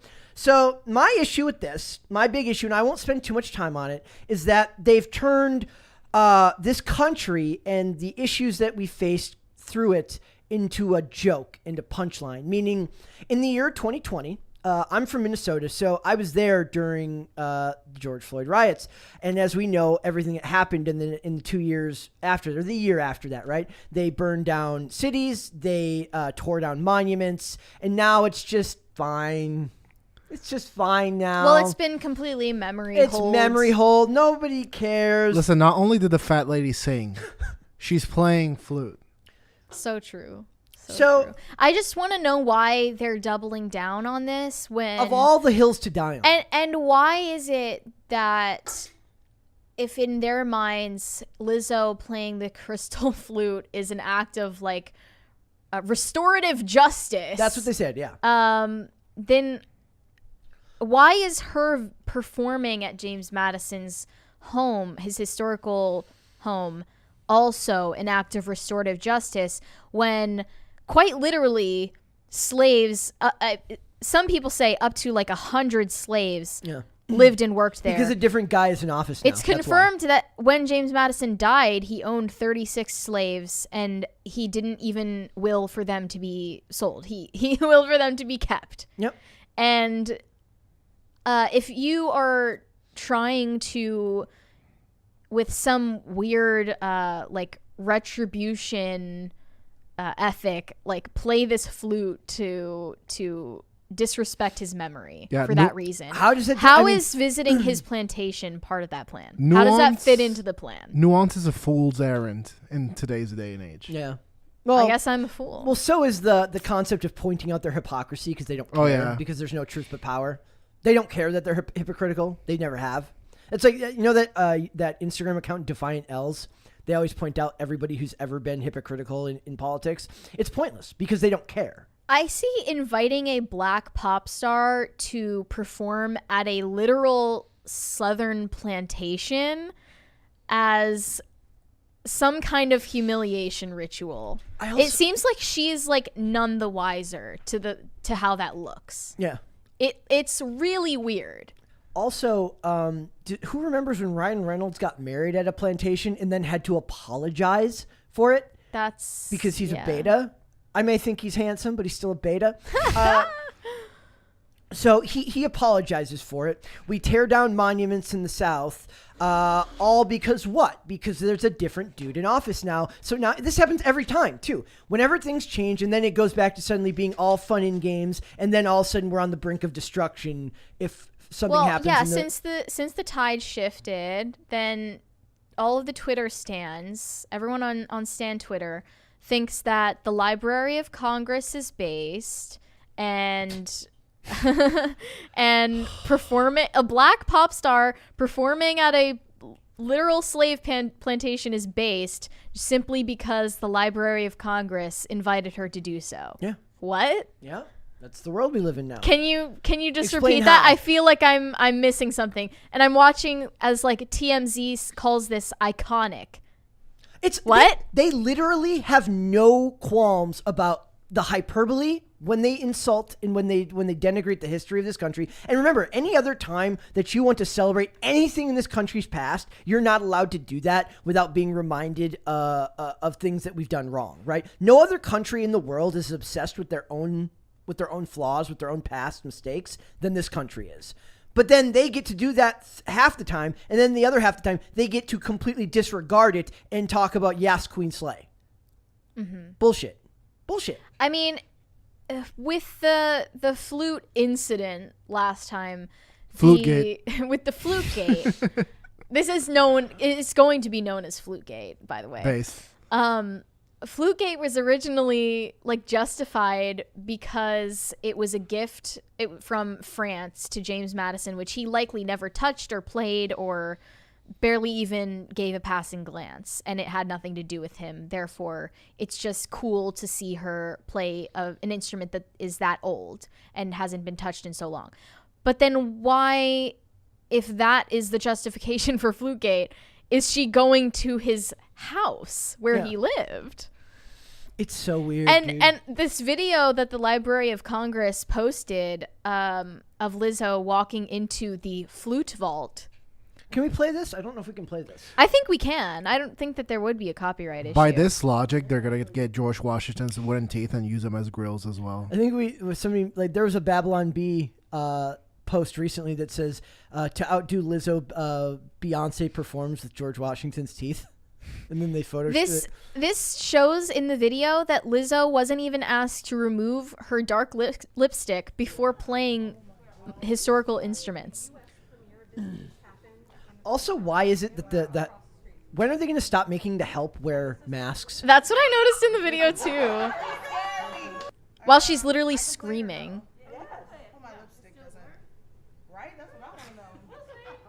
She knew though. She she was knew. cognizant. At least she knew that the lipstick, like that's their fault for not telling her to remove it. It's not her fault. She knew that it was a thing, but nobody told her otherwise. Yeah, I mean, I don't even know what instrument that is. She's vibing though. Right. How do I play Just really? Lizzo vibing at the Library of Congress flute vault. Nothing to see here. As one does. I mean, look, if this was so meaningless and like had such a tenuous connection to James Madison anyway, then why not just give it to her? I want to right, and I want to play with historical documents or artifacts if that's the case. Mm-hmm. Why not the marketing man extraordinaire? Why do they get to decide when something is appropriate and when something isn't, right? Why is it a joke when they do it, but then any other time when they feel like using it for political power, it's suddenly a serious offense? I think it's the old George W. Bush quote, the soft bigotry of low expectations. I think it's just political power. I don't think it's low expectations. I think it's literally... unless the low expectation is that they think that we're idiots and that we're not going to remember that this stuff happened. that these incidents happened. No, but I mean, in the cases like, yeah, it's funny when she does it. How would she know any better? It's guys? really condescending. Yeah, isn't it? That's what's going on. So you think that they just assume that she doesn't know anything about James Madison? And Well, that, she probably doesn't know anything about James Madison. You're right, Yeah. but like most people don't. Word. or well, okay, how about this? But You don't need to what know they're anything about saying him. is, how would she know any better that it would be like disrespectful to history or Yeah. whatever, or how would she even know better that it's a weird humiliation ritual to invite her to the plantation? So do you think that's what it is? Do you think it's I mean, I don't know. I don't know if it's. I don't think they see it. It looks that way. like an attempt at restorative justice that, as usual, misses the mark and humiliates the person at the focal point. Well, then my issue here is that there's never any type of like actual attempts at restorative justice that don't do damage to our history when it isn't the other group in power, right? So they only do this when there's a Democrat in office. They would never have done this. I don't even think that it's just about race. I think it's also just about coarsening culture in general and conflating our like today's popular culture with what is considered like a more noble history. So you think that they're just so Like- they hate our history so much that they want to trivialize it? Yeah, like think about Danielle Bergoli, aka Bad Baby, getting invited to speak at Oxford Union. She's not the first pop star who's been invited there. No. Michael Jackson was invited there, Elton John was invited there, Madonna, and other people in the art world like Anna Wintour. She's not famous for being a pop star. She's famous for being a disrespectful brat. Well, she's a rapper. Well, technically. I understand, but So you didn't know her because she's a rapper. Their You knew her because of the excuse Dr. for- Phil clip, is what I'm saying. yeah, and that's what made her career Right. now. But they, their overt excuse for inviting her is she's a business owner and she's a rapper. Yeah. Got it. That's like the official narrative that we're supposed to accept. Her getting invited to Oxford Union, which by the way is happening in less than a month now. We can't wait. We can't wait. It's all about changing the fundamental character of these institutions. But then they get so upset when anybody else celebrates any of our history. 4th of July, how dare you celebrate the 4th of July? Don't you know what this country has done? Yeah, but it's like completely marring any appearance of like of propriety and Yeah. respectability and nobility and Here's something. patriotism. Yeah. And Here's something funny. If you on your phone, it like with your calendar, and it lists your upcoming holidays. For Columbus Day, it lists Columbus Day, and underneath it lists Indigenous Peoples Day. But then it says, like one is listed as a holiday, the other one's listed as an observance, and then it says if you'd like to like minimize all observances, just hit this button. So it's like we put it there, but then they want to be like, we put it there because people told us to put it there, not that they actually believe it. So yeah, I just want to know who is asking for this. Who is asking for Lizzo to like there's no get invited to perform at a literal plantation? Like that is so like if she accepts this offer, she clearly is ignorant of the tone in which it was offered to her. So you think then Like it's so condescending. then she becomes an actual useful idiot. Yes. Ugh. And just like all of her stands. It makes me sad. Who are calling it iconic, like Slay performing at the plantation. Like what? I'm not much for government intervention, but nobody should be allowed to use the word iconic on social media anymore. Well, especially in reference to an actual slave Yeah. plantation. like it's What? Conservatives talk about our country's history with reverence and actually talk about it in detail, and that's bad because they're talking about the good and the bad. But then they get to say, yes, Queen Slay, iconic because a pop star is going to perform at a plantation. That's insane. Think about like when Lizzo got torn apart on social media for having the word spaz in one of her songs. That was like a month ago. That wasn't so long ago. No. And now she is getting Proves you that none of it matters. right. It like the memory. And then Beyonce too. Social media has the memory of like less than a goldfish. Yeah. Like- it happened to Beyonce too. Yeah. Right? Yeah. She said spaz as well. Yeah. And How you can't say it. quickly the internet forgot about that and then started Yas Queen slaying about this. Yeah.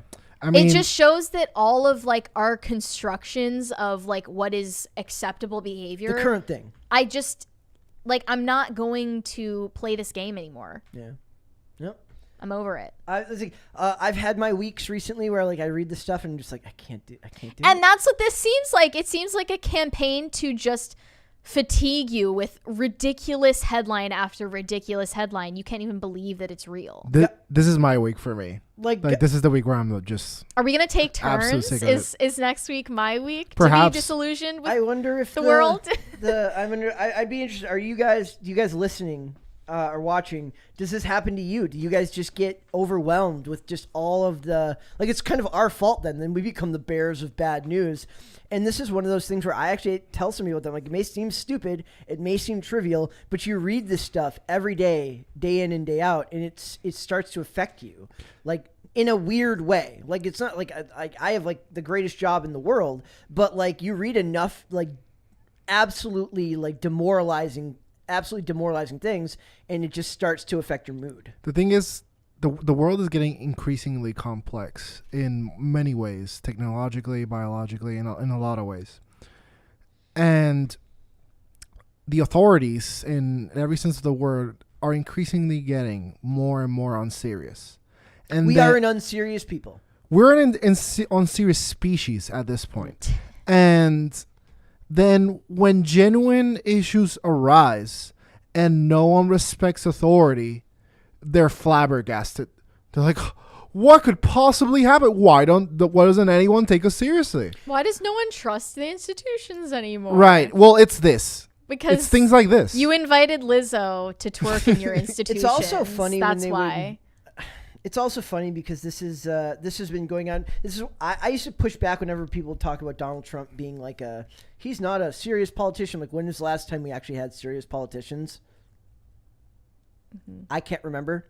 So I mean, I'm not even asking for our pop stars to be taken seriously, but they're going for the appearance of that. Yeah. Right? They want to be taken seriously. Yeah. I don't know. Yeah, they're telling me what actions to sponsor, what candidates to endorse. Well, that's. I'm not super emotionally affected by the news cycle and like entertainment news. Mary and me are thankfully. different in that way. But like I mean, that's partly because of what we were talking about. Like at least in part, my childhood was like witnessing a meme war. Like what even does that mean? I feel like even just like growing up on the computer, I think for me, I'm like a metaverse child. It's gross. I think for me, growing up at a time when there was a lot less access to information, your news in your world was constructed by the media apparatus around you. So you had a fairly consistent and even keel view of the world because it was presented to you in that way. Even after 9/11, you had the world fell apart and turned upside down, but then the media all presented it one way. You didn't really get a lot of pushback in that sense. The same thing's been going on for 20, 30, 40, 50 years. Now, as information is gathered and taken in by more people from more different places, you're given more perspectives. It feels so much more less connected because the mainstream media apparatus is trying to desperately hold on to that ability to, like we call tastemakers. Mm-hmm. And it just feels so ridiculous. All of it. Yeah, I mean, the moment normies realized that the internet wasn't going anywhere and they mass adopted it, that's the beginning of all of this. I posted a thing on my Instagram this week and said the greatest gift anybody could give you these days would be to be a normie. If somebody could real. If I could hack up the red pill, as they say, I hate that term, but if I could hack that up and just be a normie again and just be brainless and consuming, I think I'd be a lot happier. I don't even think that a normie is necessarily like lesser intellectually. Well, being super plugged into the news cycle is something a lot of NPCs do. Like I wish that I could as a look replacement for a hobby. Not really. They hear a phrase and they repeat it. It's not. They're not plugged in. They're just like, oh, this person said this. I said this. Like, I wish that I could hear about Lizzo playing a flute that belonged to James Madison at James Madison's house and be like, we have come so far as a country. Oh my goodness, that is fantastic. I don't want to. What am I doing for dinner tonight? I have no idea. Chicken nuggies. I wish that could be me. I wish I could just be like, she's a fat woman who's playing the flute at like. I wish I could do that, but you can't do that if you actually know what's going on in the world. and that is a bummer. Like I yearn Why do for you such. want to live the lie? I yearn for such ignorance because it would be so much easier.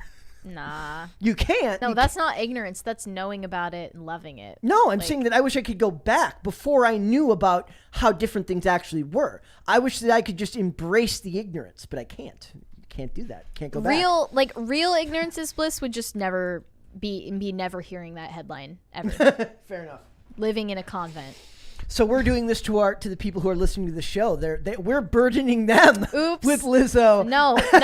The goal of this show is just to make everyone feel like they're not alone in going crazy. And give them a way to spend their afternoon so that they don't feel like they're the only ones who know that this stuff is happening. Yeah. We are here with you, my friend. Let's go to Super Chats. Siani Reese said, I watch true crime to make my villains more believable in my novels. Oh, so using it as a writing tool. I suppose that could be helpful. Walker Texas Danger said, Ben, Marie, and Dave. Squad. That's us. At least you can call me Brent. Ben is my brother's name, so I guess I've been getting called Ben for years. So We're Brent, Nope. Marie, and Dave. Fair enough. That is Lane us. said, That's the blue pill versions of us. Oh, yeah. Oh my god. They all make soy faces. Lane said, which holiday is better, Christmas or Halloween? Christmas, 110%. I'm wearing a Nightmare Before Christmas Come shirt on. right now, so like, I Both. don't know, like. Dude, I think obviously Christmas. Yeah, Christmas is definitely better, but Halloween is not like only for children. The only comparable thing to Christmas is Thanksgiving. Yeah, Thanksgiving is my favorite. Thanksgiving also comes with a lot of like political baggage these days. So. Yeah, you're a bad person for liking things. See? Yeah. You can't. If Lizzo can go play a flute at James Madison's freaking house, I get to have Christmas dinner without people yelling at me. Oof. It's getting heavy in here. Rhaegar, defender of translucent mermaids, said, so what production company would like to put out a series about a black serial killer, for woke credit? Can you imagine the marketing push? There was a couple of episodes of Criminal awesome. Minds that did a black serial killer. I think David Ramsey played him in the one that I remember seeing. And there's actually a great part of that episode is that now I'm basing this solely off of my memory of that. It's like been years since I've seen it. But there's a cop who talks about like there's like a Reverend Jesse Jackson type character who's in there virtue signaling, and the cop is talking about like wouldn't it be better if we didn't have people making it about race or making it about getting points from their community. Like it's a really interesting episode. I'm gonna have to go back and rewatch that. Isn't Candyman essentially that? Yeah. So it has been done. Tony Todd. Nathan Settlemyre. All bad characters in Hollywood. If you're an evil villain, if you've got a mask on, Tony Todd should be the one voicing that character. I am correct. I am right. Understood. Okay. Nathan Settlemyre said Javier Bardem scene in Collateral was pure art. Yep. I'll watch it, Brett. Are you going to keep this promise? I will keep this promise. One episode. I will only watch one episode. But I want to point out that I was when I was rewatching it this weekend, there's this amazing scene at the beginning of the movie. Maybe it's just because I hadn't watched like a really good movie that I'd seen before in a long time. But there's this really fantastic scene at the beginning where Jada Pinkett Smith's character and Jamie Foxx's character are having this exchange in his taxi cab all the way to her office. And it's just really, really deeply nuanced and well done. And the whole movie, the best pitch I could give to you for this movie, guys, is that there's only been a couple of movies where Tom Cruise ever plays a villain. And it's Tom Cruise as a villain. And it's very, very good. Oh, wait. I did see Collateral. That's with Jamie Foxx? Oh, now he's seen it before. I am going back on my bet then if you've already No, seen wait. it. I watched it. We So want him to Jamie Foxx. rewatch okay, it. well, watch Survivor. Nope. I saw it now. He already kept up his end Nope. of the deal. Can't prove it. Can't prove it. So he has to rewatch it. He has to rewatch it. And Okay, I'll rewatch it. Potatoes for Seamus said new children's book, Lizzo and the Crystal Flute. I mean, that could be a thing. Moral of the story? What is the moral of a Lizzo Crystal, like, complain enough and you get far in life? claim bigotry and you get far in life. With enough wallpers, Restorative justice. you too can play historical Also, articles. we need a male analog. We need a male. That can't happen because men. It's fine when men are fat and gross. I mean, it's not fine. If you're a fat guy, dude, you're down bad. No offense to my fatties out in there. Hollywood though, you're fine. Not really. No. Not really. Yeah, because you're still the butt of the joke. You're still the fat guy. You gotta if you're In fact, if the you're, idea is that I Lizzo think should Jonah be, Hill is taken. if you're a seriously. fat guy he's tiny, not tiny, but and he's he lost fluctuated weight, a lot. yeah. If you're a fat guy, you're reserved to be funny. yeah. If you're not funny, everyone's just annoyed by you 24/7. The same thing happened with Rebel. Like they told Rebel Wilson not to lose weight because she'd lose roles. Mm-hmm. Her team were like imagine having to be that person on the team who probably they want, like, I'm assuming that if they're not a piece of crap scumbag in Hollywood, which they probably are, they're like, I really want her to live for a long time because we'll make more money if she's alive for a longer period of time. But if she loses weight and she loses money because she's not getting all the roles, I'm in between a rock and a hard place. What do I do? So they had to be the person to be the bad guy and be like, look, if you lose this weight, you're going to lose work. Yeah, what happens if Lizzo gets Skinny? yeah. That would be terrifying. No, but like what happens? Because once you're cemented in people's minds as like She'll get backlash. who you are when you gained notoriety, you can't really go back on that. That's what happened to Adele. When Adele lost a bunch of weight, they got mad at her for But it's saying, also like if you became that body positivity icon because of your weight, and then you want people to still accept you once you lose the weight, that's something you brought onto yourself. yeah. I think. Yep. Bad app, I'm not reading that. Why not? No. No. 1000 Defend said, if it's so meaningless, how is it restorative justice? Your exactly. question is fantastic. You should be the one asking these people this. Brett Dasovic said, I know it's hard for most incels to understand, but Lizzo is the James Madison of our time. It's canon. You spelled canon wrong, Brett Dasovic. Brett would never say Brett that. would never spell canon. You're with not the 2 real N. Brett. That doesn't seem like the real Brett to me. Frankly, I'm a little bit terrified. 1000 Foot Deep End said, I have to take breaks from watching Timcast because I get bogged down by the news, but y'all are too much fun to skip any shows. That's like the biggest compliment we can Well, get. thanks. That's the point. We want to be fun. Yeah. And we are. We're having fun, damn it. This is the real. Whether you like it or not. This is the real inclusion. We're including fun. That's what we're doing here. I like that. Johnny Derp said, St. Patty's Day is the best holiday, family optional. You don't have to buy someone you don't like a drink, and you can get an indulgence from your priest for the day so you don't wreck Lent. That is all. I'm so happy that is all is back. That's all. I like Thanksgiving. Really? Yeah, it's my favorite. I like cooking, so that's probably Okay. why I'm Okay. biased. It's like I don't know how many people would actually say like Thanksgiving. Like a lot of people probably say they like Thanksgiving, or maybe if you're from a family that gets together on Thanksgiving but not Christmas, it might be your favorite holiday. But all things considered, I bet you most people don't list Thanksgiving as their favorite holiday. It's Maybe I'm my. wrong.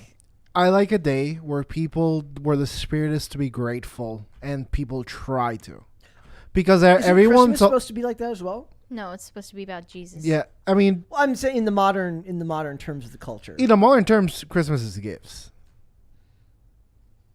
I guess gratitude is just such a big part of like what I talk about. Like in most like that's a big thing to me. Like the fact that know. I'm alive still. I'm grateful for every day. It's what I tell myself when I read a bunch of articles that just make me angry. I'm like, you have so much to honestly be grateful for that complaining about this is an embarrassment of riches of sort. Like you don't have a Don't lot. keyboard smash, Brett. You Be don't- grateful. Calm down. Yeah, no, that's that. You're saying that sarcastically, but that's basically Yeah. it. It's like you have what you have to complain about is so minor compared to what so many people have to complain about in the world today that you really have it so good. You're so fortunate. You're so blessed that maybe you're right. You could be right.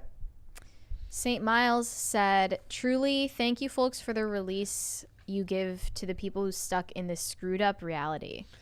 It's the Wow. best thing we can be do that I feel like is like knowing that like there's people at work who like listen. Like Yeah, we're because just chilling, bro. That was such a big part of podcast for me, was listening to it while I was at work and it making work more bearable. So Or just like any mindless activity. if I can be the mindless voice in your ear, I am honored to be that mindless voice. Thank you for That that. we are. Brett Dasovic said, this may sound weird coming from yourself, But I was also called Brett and Ben throughout my childhood, as that is my two brothers' names. Small world. Interesting. This is getting weird. Why are you talking in third person? I have no idea. This is so weird. Yeah, why are you being this way? And why am I like sending that to myself to say out loud? Are you actually losing your mind? I might be going a little bit nuts. 1,000-foot deep end said, I am correct. Brett Dasovic, 2022. Exactly. Brett Dasovic whenever he says any opinion whatsoever. I am right. I am Always. correct. I mean, I've been wrong before, just not very often. So says the legend. Yes. James Orenthal Wen said, Collateral is one of my favorite nights through LA. Like the fact that the cinematography in this movie, like Chris Stuckman did a review on it where he talked about it, like this will make you want to like imagine like what you know about LA now. Like you go like you're dodging needles, you're dodging violence, you're dodging homeless people, like you're dodging all this stuff. But this movie will make you want to go just drive around LA at night. It's hold Jamie Foxx ransom. And hold Jamie and basically kidnap Jamie Foxx and make him help you take out a bunch of people. Yeah, dude, I saw the movie. You gotta watch Survivor. Nope. Okay, I'll watch it again. You should have lied and said you hadn't seen it before. I cannot tell a lie. He has too much integrity. Convincing Reality said, if Lizzo loses the weight, then she'll have to stay indoors when it's windy. That's funny. Overdressed said, I'm not your mother's pop culture. Finger guns. It's not your mother's pop culture. Siani Reese said, yes, thank you guys for making my workday go by faster. That is like the greatest stuff I've ever heard. Like knowing we hear that stuff, from a lot of people. That's the It's best cool. part. I love having control of time. Exactly. I love controlling your reality. Word. All right, guys, we're moving on, and we are going to talk podluck. And Mary, do you want to lead this discussion? Because I had no idea who the heck this guy was. I do. I'm gonna like LARP as the 12-year-old who's obsessed with Minecraft right now. No. Over the weekend, Dream, a Minecraft YouTuber, finally revealed his face after years of anonymity on YouTube. And there were a lot of reactions. So people recorded their faces as they reacted to Dream taking his mask off, which is just a plain like smiley face mask that he wears. He looks exactly like I imagined he looked. I actually found out that Dream existed last year when in like summer last year he put out this song and it was like supposed to be lame. It was like a really lame song. Holy and shit. Honestly, if you've ever seen the show Chuck, it sounds like a lot of the music they used in the show Chuck. It's like Simple Plan got worse. It was supposed to be Imagine. Like a really like emotional, vulnerable message. Sounded like weirdly Irish to me. About like why he wears a mask online, and it went viral as a sound on TikTok in this one part of the song where it goes like, that's what the mask is, that's what the point of the mask is. I went downstairs to get a coffee as you were playing it. I could not handle it. It was so bad. It was really bad. And people dunked on him pretty hard when he put out that song because it was just terrible. And so he revealed his face. He's a normal looking guy. People have like celebrated his face reveal video a lot. I'm gonna just show up image of him. And it was interesting because in the video he like angled his face to like I guess his good side really aggressively and awkwardly the whole time. And he looks just exactly how you would expect him to look. How I expected. Like almost too normal to the point where it's suspicious. That it's always been a different person. He hired this guy maybe. to play him. Oh, that'd be awesome. That would be funny. But people are this kind of like started a conversation about the value of anonymity online if you want to be a YouTuber or influencer of some kind. It's important. I mean, do you but think like, it's important? I don't know, because there's a lot the of my example favorite of YouTubers are at least anonymous in name and image. Like you could probably find them. Yeah, like Clownfish TV, like or Yellow Flash. He just goes by Yellow Flash and he's got an avatar up. Like a lot of the ones, or Sinatra Says. Mm-hmm. A lot of the ones that I like have very like don't put a picture up, don't do anything like that. Listen, I'd either hide of my you- face if I released that god awful song as well. Have either of you heard of Corpse Husband? No. Okay. So he's another anonymous influencer. He got famous for his deep voice, which a lot of women think is very sexy. How sexy. It's like it's so deep that it's almost like he's trying to echolocate. Wait, is that Chocolate rain. Is that the guy who does the videos where it's like like when it's difficult to sing a song because you have a deep voice and the song doesn't make any sense? Like I think I've seen. He's like a rapper, but it's more like spoken word. Okay. And he just makes these like weird, cringy, sexual songs. Because his voice is deep. Because his voice is deep, and like everyone seems to assume that he's attractive, but like he's anonymous, so you don't know, and it's all about the intrigue and the mystique. I think maybe for male influencers it could be like more valuable because women like voices, I guess, and like men care about the visuals. So you can't be anonymous as a female. There's on literally YouTube. no benefit to being an anonymous female, Dude, unless you know you're what? just tragically ugly, which is usually but not have the like case. but have a really good voice. Random Dane Yeah. fact. So I'm I'm pretty into voices myself. I can't. There's this chick. Do you know the redhead from the '70s show? She has every single aspect that should make me like her, but her voice is so weird that I can't. I literally go, hi guys. Like she just talks like a. She's dude. real tall, if I remember correctly. That lady. She's cute, but like her voice is. It's more important how women look than how they sound, I think. Unless you sound like Donna. But like For me. that's why Whoa, the other redhead in Suits was also called Donna. Yeah. Are redheads just called Sarah Donna? Rafferty. are All they? of them. Donna. I'm just gonna walk up to redheads like, "Hey, Donna." They're like, "Hey, Donna is just the female version of your name. Donna, Yeah. Dana." I don't know.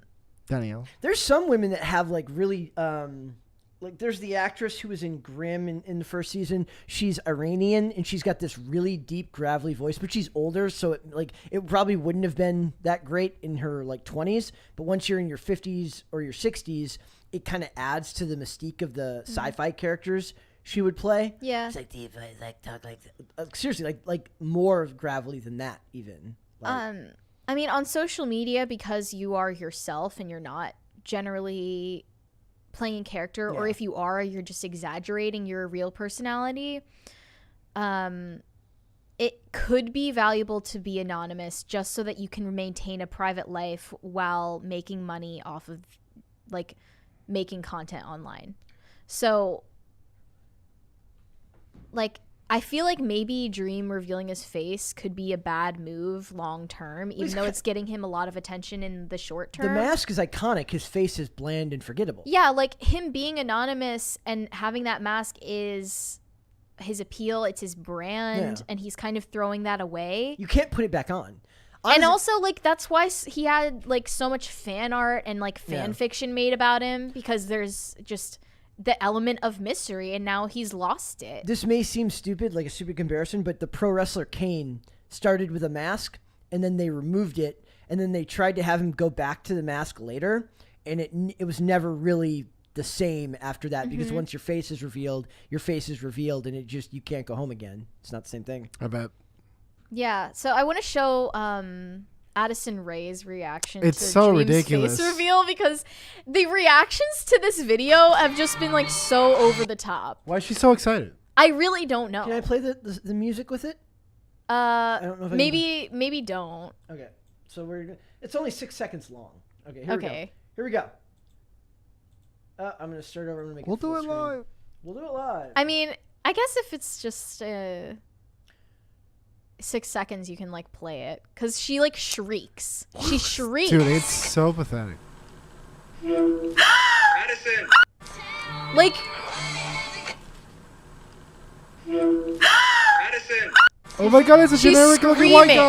guy. She's like a normal looking dude. She's like, oh my god, a normal looking dude. I feel like I saw him at Starbucks earlier. You probably did. Yeah.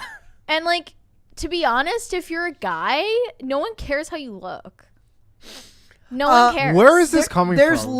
There's less social benefit. It's coming from literally the fact that no one cares. That's where it's coming from. I disagree with like, That's so not true, dude. I disagree with that. Generally, like, if you are on YouTube and you're a public-facing person, it does not matter how you look. I mean, it helps if you're a Like, stud. there are people like Leafy or JonTron in the same exact sphere. No one cares how they look.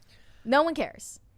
Ethan Klein. Okay. Fair point. No one cares how they look. Fair no point. one cares. Let's push back from no one and just say it's less important. It's There we a go. lot less important. Okay, I'm anti-nuance, so I'll just say no one cares. But Fair. like, I don't know. I just feel like this is a horrible move for his career and also for his personal life, because now he's going to have to deal with people coming up to him in public and being like, "Are you Dream? Can I have a selfie?" Well, also, it just like, he's not going to stand out anymore. He's just another dude now. I don't think he should have done it. I think he should have just left it on. Yeah. I think his success online is going to Maybe suffer. he's ready to get Marshmallow ever chicks. get unmasked? Nope. It's still like Not yet. Other people will wear it sometimes during performances and then take the mask off and be like, ooh. He probably wants to date. Yeah. He's like he wants to. That's a huge thing, I'm sure. Yeah. It'd be really funny if like what you do is like you put a marshmallow costume in your room and then you just never explain it and you're just like you just allude to it vaguely like, oh yeah, it's for work. And then you just never acknowledge like what it's for, and then you just lead them to believe that that's who you are. Yeah. I guess it'd be hard to do if you don't have marshmallow money though. Right. Well, I'm sure Dream has good money off of his. Maybe that one would have been easier. Persona. That would have Dude, been join a easier gym. to like just put the Dream mask in the corner and be like, yeah, it's for work. Come get So Jack with creepy. Come So get Jack with creepy. me as Soldier Fit. Yeah, So- I just wanted to point this out, like, as like a cautionary tale. Like, you can't just break the illusion. Is for there everyone. an example of a woman that remains anonymous? There are anonymous female YouTubers. Aiden Paladin. There was this one chick on Aiden Twitch. Paladin is a VTubers YouTuber. in general. Yeah, but Aiden Paladin is a YouTuber that does. She's a sociology like in like a master's program in sociology and does really great like detailed data driven breakdowns of like social of like things going on in society. Like she did this really great breakdown of like why Donald Trump won in 2016 and a bunch of other like really good videos, but she would always have an animated version of herself on screen whenever she was doing her videos. If you're faceless as a woman online and you're successful regardless, then that speaks to like the content of what you're posting, and that's great, but also it doesn't help amplify your message. Does it? So is the idea that there could be like the perfect situation for a woman who uses the fact that they're faceless as like a way to really drive home the importance of their work, and that becomes like, even if it's not a selling point, even in if and it's of not itself? I super don't know. great, but it becomes a selling point because they're like, look at her, she doesn't even have to put her face to market it. This speaks to like, I guess, a turning point in the history of the internet, because anonymity used to be the default. Yeah. And now it's gone the opposite direction, where if someone's anonymous, they're going out of their way to do that. Yeah. We, for instance, are not in any way anonymous. We have our full names out there, our faces, and we reveal our personal details to a certain extent as well. Yeah, my address is. So like, and it wasn't even considered that this show would feature anonymous hosts. Yeah, Like, it that couldn't. wasn't even in consideration. Yeah, I mean, Our names are literally next to our faces right now. Yeah, like, I just I find that interesting, because in the beginning of the internet, in that like Wild West era, no one would even consider putting all of that information what was out there. what was the meme? It was like it was like 1998 says don't accept rides from strangers. 2008 don't reveal your information on the internet. 2018 reveal your information to a stranger by Uber and get a ride from somebody on the Dude, internet. right? Like Yeah. that's the world we live in now. Yeah, pretty weird, huh? I mean, you can't go back. Like you can't go back and After you're anonymous and then you reveal who you are, can't go back from that either. no, you can't. Like, That's an irreversible decision. Like you could. I wonder if people know his real name. I don't think they know his real name. Wait, his name either. isn't Dream? So I'm trying to think of like the YouTubers that like they did like Neon and Geeky did a face reveal when they reached 100,000 followers, but it was a very quick clip at the end of a specific video, and then they never started putting their faces on their videos after that. Like you can still or okay, there's a YouTuber that I really like when I talk about Normie, not her YouTube, but she's a musician and an Instagrammer and a TikToker named Sheena Melwani. She's a singer from Boston. And her husband goes by The Real Indian Dad, and they would always use the animated face for him whenever he's on video. It'd be like a 3D image of a face that would cover his head, and then they basically said, if I get to 1 million followers on Instagram, we'll do a face reveal, and they did, and he looks literally exactly like, it's just an overblown version. Funny. It's awesome. Like, but her thing was like she would do videos where she would sing songs and he would interrupt her and insult the song. like it was great, but like that was somebody who was anonymous. Granted, his platform's a lot smaller. I followed this girl on Instagram who was kind of like a smaller fashion blogger influencer girl, and she hid her boyfriend until they got married. She hid his face on everything and like strategically did all of their pictures to hide his face. Get all that chum and called him like a fake, like a screen name, until they got married, and then revealed her new last name, his face, etc. Well, now she can take him for half, so it's fine. One of my favorite internet videos of all time is a Twitch lady, for lack of a better term, basically revealing to all her stans that she had a boyfriend. And it was incredible. That's a form of anonymity too. Because people were unsubscribing live, and she was. Well, that happened. What's her name? Crying. That happened to Nicolol. When she got famous really fast, and then she's like, I have a boyfriend, and then the subscriber was like, oh, just kidding. Hold on. Hold on. Do you think that the conventionally attractive 25-year-old girl living in a penthouse apartment in Austin, Texas isn't dating? Isn't dating? I mean, I met my girl in chat, but it's rare. That is I feel bad for those guys. But like for the women who show their faces like on Twitch or whatever, their form of anonymity is like the ambiguity of their relationship status. Oh yeah, absolutely. And if you lose that, that's a big deal. Imagine thinking that you're gonna date someone because you're subscribed to them. How do you get there? I mean, mentally, I wish I emotionally could tell you. I have no idea. I would imagine it happens more to guys. No, obviously, this is a guy issue. Like it's an issue.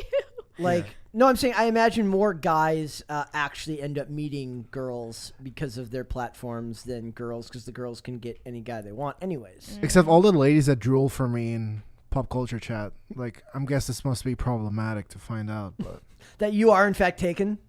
We're going to get. No, I'm not. Like thousands unsubscribing at this very moment. Imagine my girlfriend's watching right now and she's like, what do you mean you're not? Drops off a freaking cliff and everyone's like, I'm out of here. How were we to know there were hundreds of single women?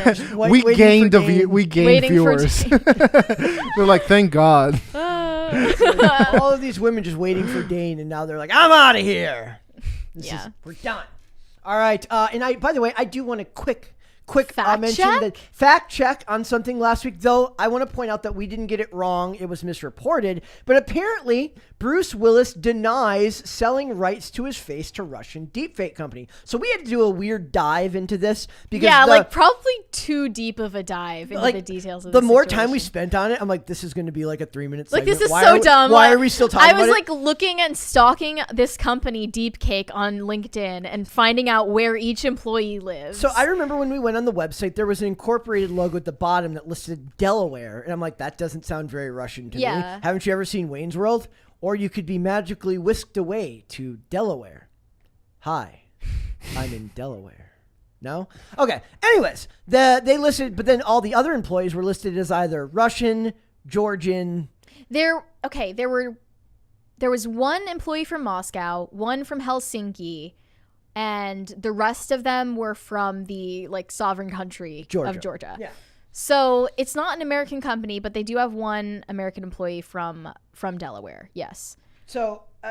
So it's not a Russian deepfake company. So it says The CEO is Georgian. So it says a deep fake of Bruce Willis sparked widespread confusion about AI technology and legal rights online. That was us, guys. We were having the intellectual debate about. That's us. That was us. We were being very deep and philosophical in our discussions about the future of humanity and technology. That's You us. know how we do. You come to us for that type of Yes. deep entertainment. I know. The number one name in news. Pop culture crisis. According to Reuters, a Russian firm called Deepcake, again, we don't know for sure that that's Russian. What a great name. I know. It is, yeah. Created a realistic AI-generated image of Bruce Willis in the commercial for Megaphone, or at least I'm assuming that's Megaphone, a Russian telecom company in 2021. Deepcake so this was before they invaded. Like, that wouldn't be allowed now because of Putin. Can't do that now. Yeah. Putin them in their place. I love puns.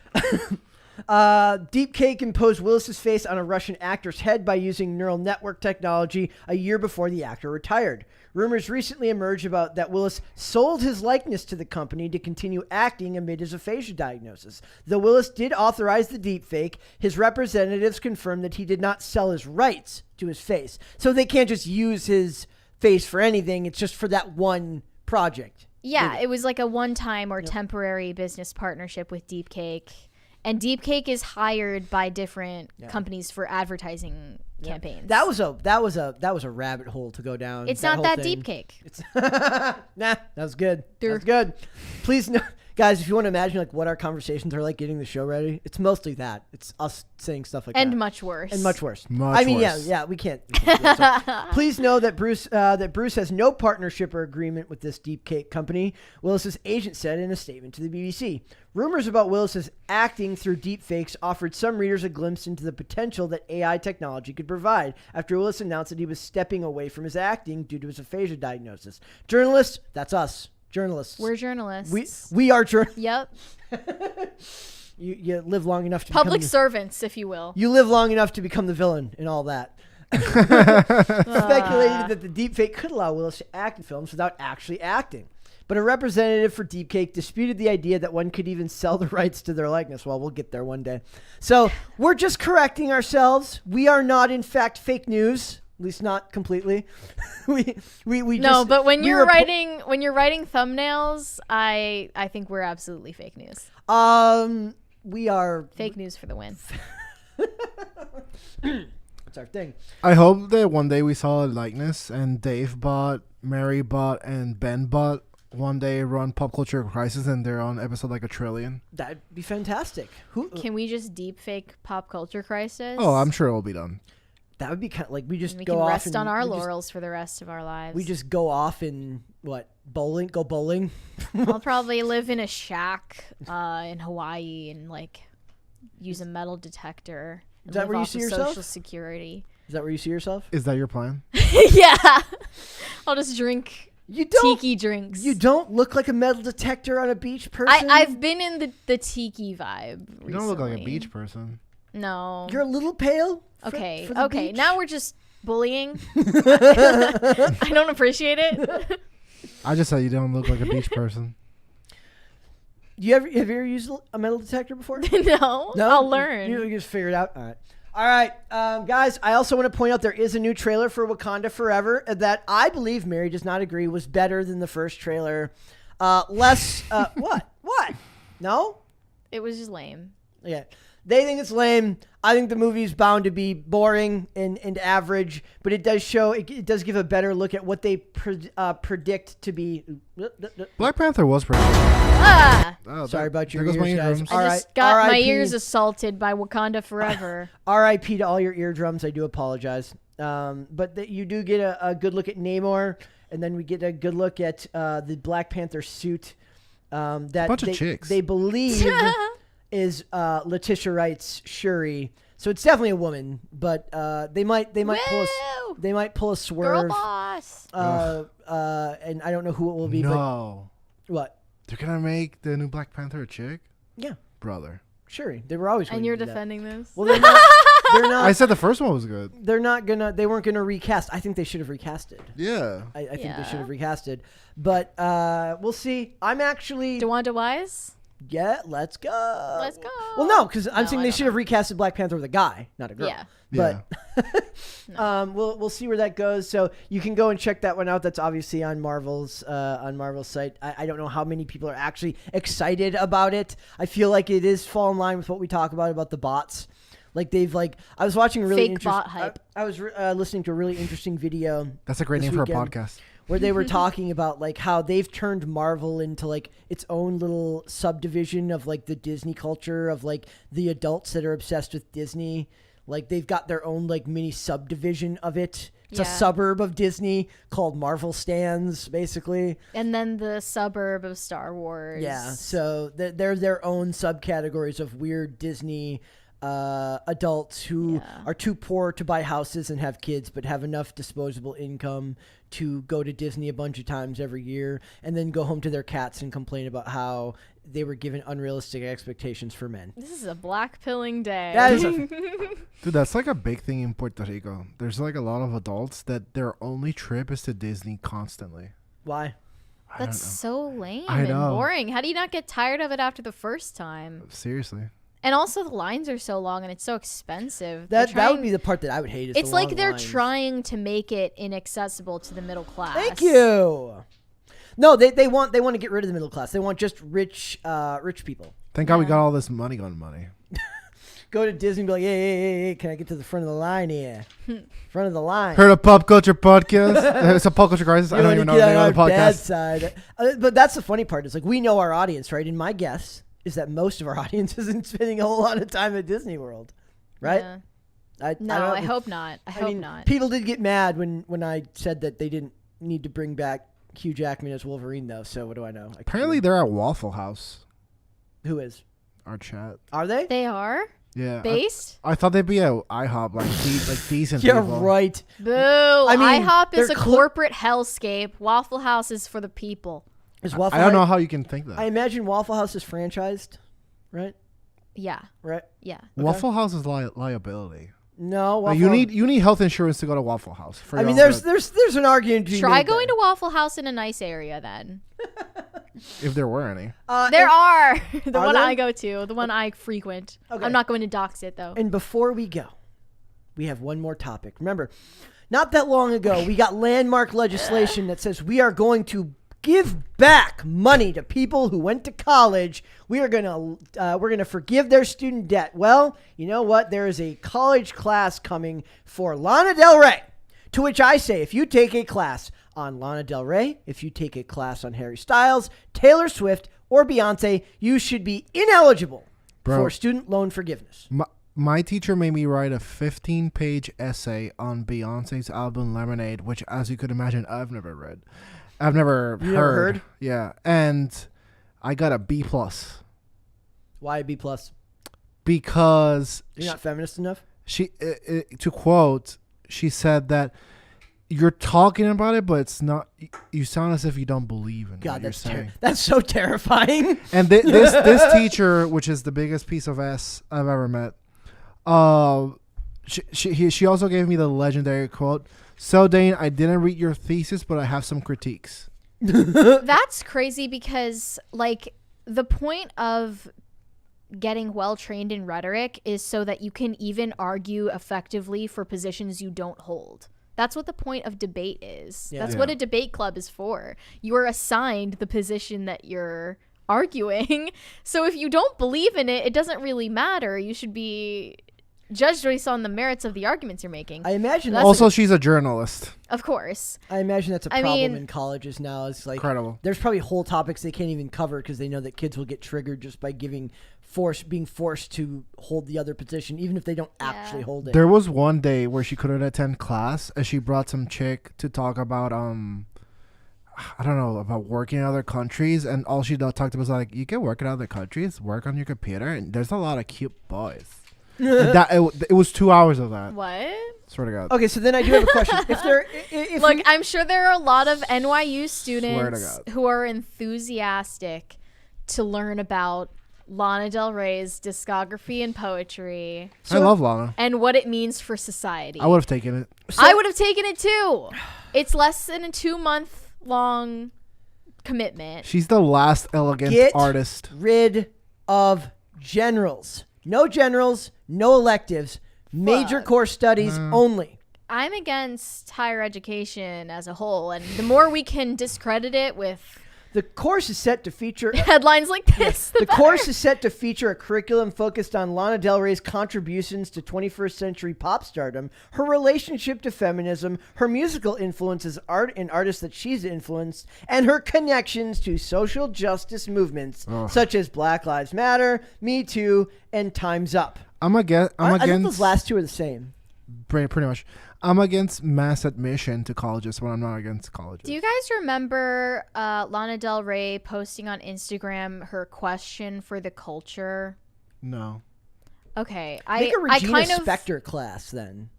she posted this in 2020, in May 2020, and it was just titled "Question for the Culture," and it seemed like she just like wrote something out that was completely like confessional and unedited on her notes app and then posted it without thinking about it, and she got a lot of hate for it. What'd she write?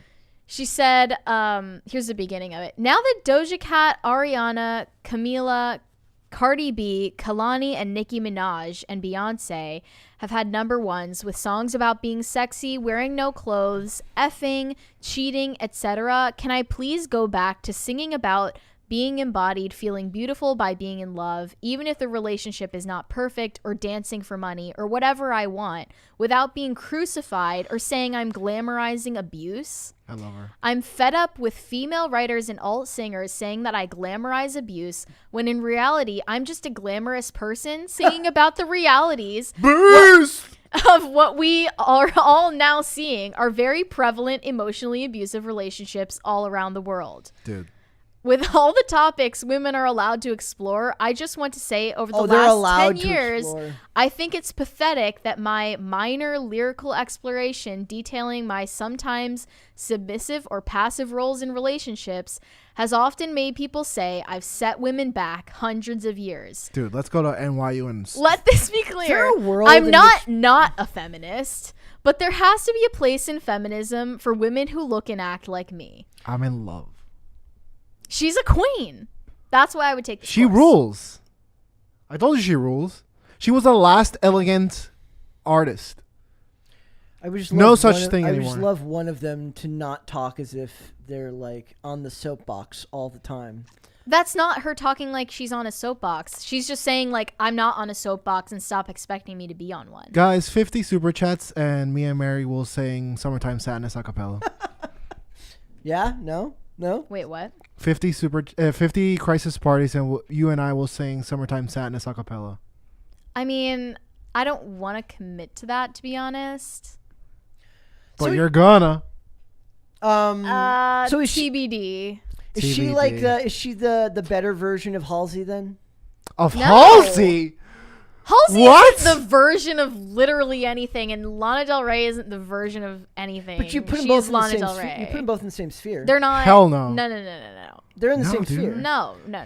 A Dude, person- more like Lana a- Del Rey is like her own powerhouse of a. More like Aretha Franklin. So or my something. question is, like- why does this need to be done in college? Why? In a No, country, it doesn't need to be done at all. I'm just saying, Yeah, like, yeah. if we're gonna acknowledge how much of a clown show higher education is, that like we're studying pop stars and their like poetry and songs So if there was as a like an celebrity- intellectual pursuit, Yeah.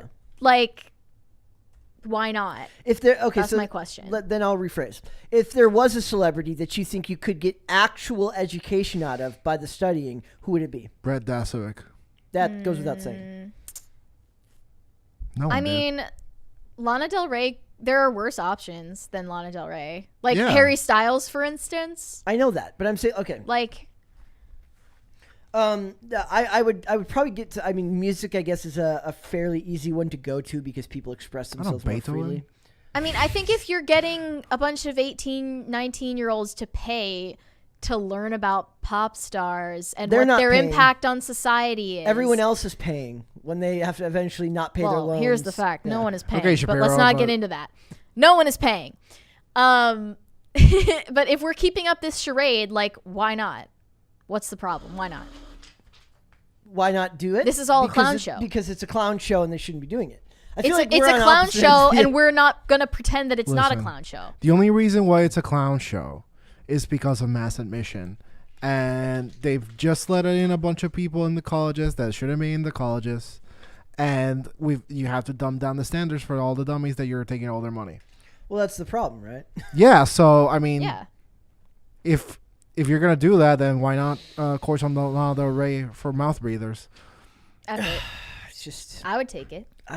As a mouth breather, yeah. Okay, how about this? You can take it, but only if you don't have if you're paying for college out of pocket.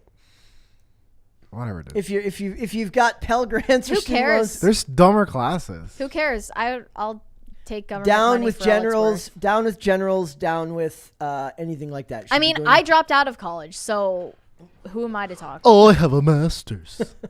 And how many of those classes were worthless? I don't know. You know, Oh God! I don't know Here how. we go. I don't know what to say. Scanning for college. Here we go. Here's the thing. Truly, because how often have I said the worst decision in my life was the master's degree? Mm-hmm. Often, right? But that's in my life because I was marketed a degree that didn't end up being that degree. The way they marketed the degree to me was like, you're going to learn a lot of technical know-how. And I did learn some technical know-how. But a lot of my classes were pseudo-feminism classes. And obviously, I would not have signed up for that. Yeah. And when you are on the first semester and you are $20K or whatever in debt, you better finish that degree anyway. Because if not, you just got $20K for nothing. Yeah. At least if you're going for a corporate route, it does check off a box. Yeah. And I used to work corporate, and the only way that got the door opened was because of the masters. That's a fact, okay? However, the guy that pays my bills doesn't have a degree. So what I'm saying is like, it's not an indication for success, but it does make things easier depending on the route you want to go. And that is a fact. Then make the actual classwork pertinent to what you're doing and not have to take feminist classes. I agree. Yeah. But they don't say you're going to have a teacher that's going to talk to you about cute boys and feminism. Get the government out of the program so they don't feel like they can just inflate these tuitions and say, Okay, but the thing is they did and they have and we are. This is my fault. It is. I'm getting annoyed and off topic. I'm so. just as against this whole Yes. this whole Jenga game of higher education as you are. Do a class on Morgan Freeman. I mean, we could just not study pop culture in college too. But Exactly. Yeah. Let's go super chats. 1,000-foot deep end said Lizzo has made being overweight synonymous with her brand. If she loses the weight now, she loses everything. Yes. I mean, even if she continues. Oh, also they don't added YouTube wouldn't let me use the word FAT in my chat. Unbelievable. Wow. I don't know if she would lose her. She would have to go through a very, very pointed and structured rebranding if she was to do that. And it would take a long time. And she would have to have a large gap between releases before doing so. I mean, Adele, whether people want to admit it or not, Adele was very talented, but she was seen as a fat icon. yeah. But let's be fair. Lizzo, it's way worse with Lizzo. Like Lizzo is talented though. Yeah, but I'm saying, Lizzo makes it way more of her character. She plays Yeah, into it, but it's way also more. because of the time in which she Yeah. rose to her fame. I'm not saying like that. Adele rose to fame in like 2008, right? Yeah. Yep. So I do Different think time. that Lizzo could survive it, but it would take a very, very, very planned restructuring of her career in marketing. But Her whole brand is she's fat. I know. And I'm not saying it to be But despective. if she is talented, then there is a way to save it when you've built up that much brand recognition and name value. So it could be saved. It would just be a huge process, to which I'm sure a lot of the celebrity marketing machine would say, why not just somebody else? Right. Yeah. Rascal King said the Rascal King likes a true crime duo that do crime in sports and small town murder because it's two comedians and they are absolute knee slappers. Knee slappers. I love that the Rascal King refers to himself in the third That's person. the best part. Like Brett Dasovic in chat. Yes. I love that about you. We love Brett Dasovic loves it when Brett Dasovic refers to himself in the third person. Word. Potatoes for Seamus said poll for the chat. Who thinks I'm Luke? Well, we've never had Luke and Potatoes for Seamus in the same room, so we'll never know. And Luke has never been on the show, so you never know. Like, we'd have to look and see if a super chat came in from you. Let us know for if you guys Seamus. think that Luke should come on the show while he's in town. It'd be very interesting. It would be interesting. Hearing him talk about how celebrities are a danger to freedom and liberty, and it's all a distraction so that, the WHO can get a bunch of people to Bohemian Grove and take what a over the world. character, Yes, that exactly. Luke. We love Luke. K for 2X said Wakanda Forever, Blonde Brett, Make Mine Marvel, Sans Beanie Mary. Yeah, you should wear the beanie I then. committed to one beanie show. You won't sing? Did you specify you want me to always wear a beanie? I don't think so. We've already got a beanie wearer in the You won't sing Summertime Sadness with me? A beautiful duet. It's just the fact that you Powerful? think Summertime Sadness is Lana Del Rey's greatest song. No, it's the Like- most iconic one, so that's why I would sing it. I wouldn't So what? say Which one do you that. want to get? I don't know. I have to think We'll about that. We'll chat off air. Chat. We're in talks. Hi, my people will Siani call your Reese. people. Siani Reese said, I agree, Brett. Let me take what I need for my major. Yep. That's what Europe does. Then how about this? You just get to take, like, you have your minimum requirement of classes that are just required to major. If you want to expand your frickin' horizons with classes on Lana Del Rey, you can take it. We should be able to pay for classes a la carte. Yes. You know? Justin Geelan said, Dane, you want elegant artist? Look up Celeste. Just dropped an album. Changed my mind. I'll have to look into that. Dane, you should look into that. Thoughts? Thoughts? Would you watch Thoughts? another episode? Questions? I'll check it out. Porco Rosso Forever said 30 super chats and everyone wears Juggalo makeup No. on Halloween. Hell no. No. Nah. No. Nope. Nah. Sorry. Magnets, how do they work? I'm not doing that. How do they work though? Kara May said, let's film. Thank you, Film Karen. what? May. Film what? What are we filming? Yeah, I What are we don't filming? know what you're referring Be to. specific. Oh, one more from me, apparently. Oh, okay. I don't see it yet. Oh, there it goes. Brett Tazovic Maybe said, I am sending it. Yeah, maybe you are. I love you all, chat. Thanks for tuning in, everybody. Thank you, Dane and Mary, for being here. Dane, where can everyone find you? Well, Brett, y'all can find me in the Pop Culture Crisis Reddit, posting good old memes. r/pop culture crisis. I was They fun on Twitter. I was waiting for the next chat to come in and tell Mary the same thing. Mary, where can everybody find you? You can find me on Instagram at Mary Archived, and whenever I post articles on timcast.com, I promote them there. And I want to encourage you all to post more memes in our subreddit because I think that we should do the meme review. Yes. That would be a fun Friday show idea, maybe a members Unfortunately, only. Dane will not be there for those. Yeah, because like Dane has more important things to do on Fridays, apparently. And there's one more super chat in there for you, Mary. Caper2X said, we're striving for pom-pom beanie, Mary, or Hannah Claire. The one I wore had a pom-pom on it, but I think it was just like on the back of my head, so you couldn't see. Yep. All right. Since nobody's going to super chat in me what my instructions are for saying my own outro, I guess I'll just do it from memory. Guys, if you want to follow me, you can follow me on Instagram at Brett Daswick. For the show, we are here Monday through Friday, 3 p.m. Eastern Standard Time. That is noon Pacific. If you would rather listen rather than watch, I have no idea why you would, but you can. Amazon Music, Apple Podcasts, Pandora, Spotify, all those fantastic platforms. We are also on social media, Twitter, at popculture_show, Facebook and TikTok, at Pop Culture Crisis, and on Instagram, at Pop Culture Crisis Pod. We will be back with another episode tomorrow. We'll see you then, guys. Bye. Bye.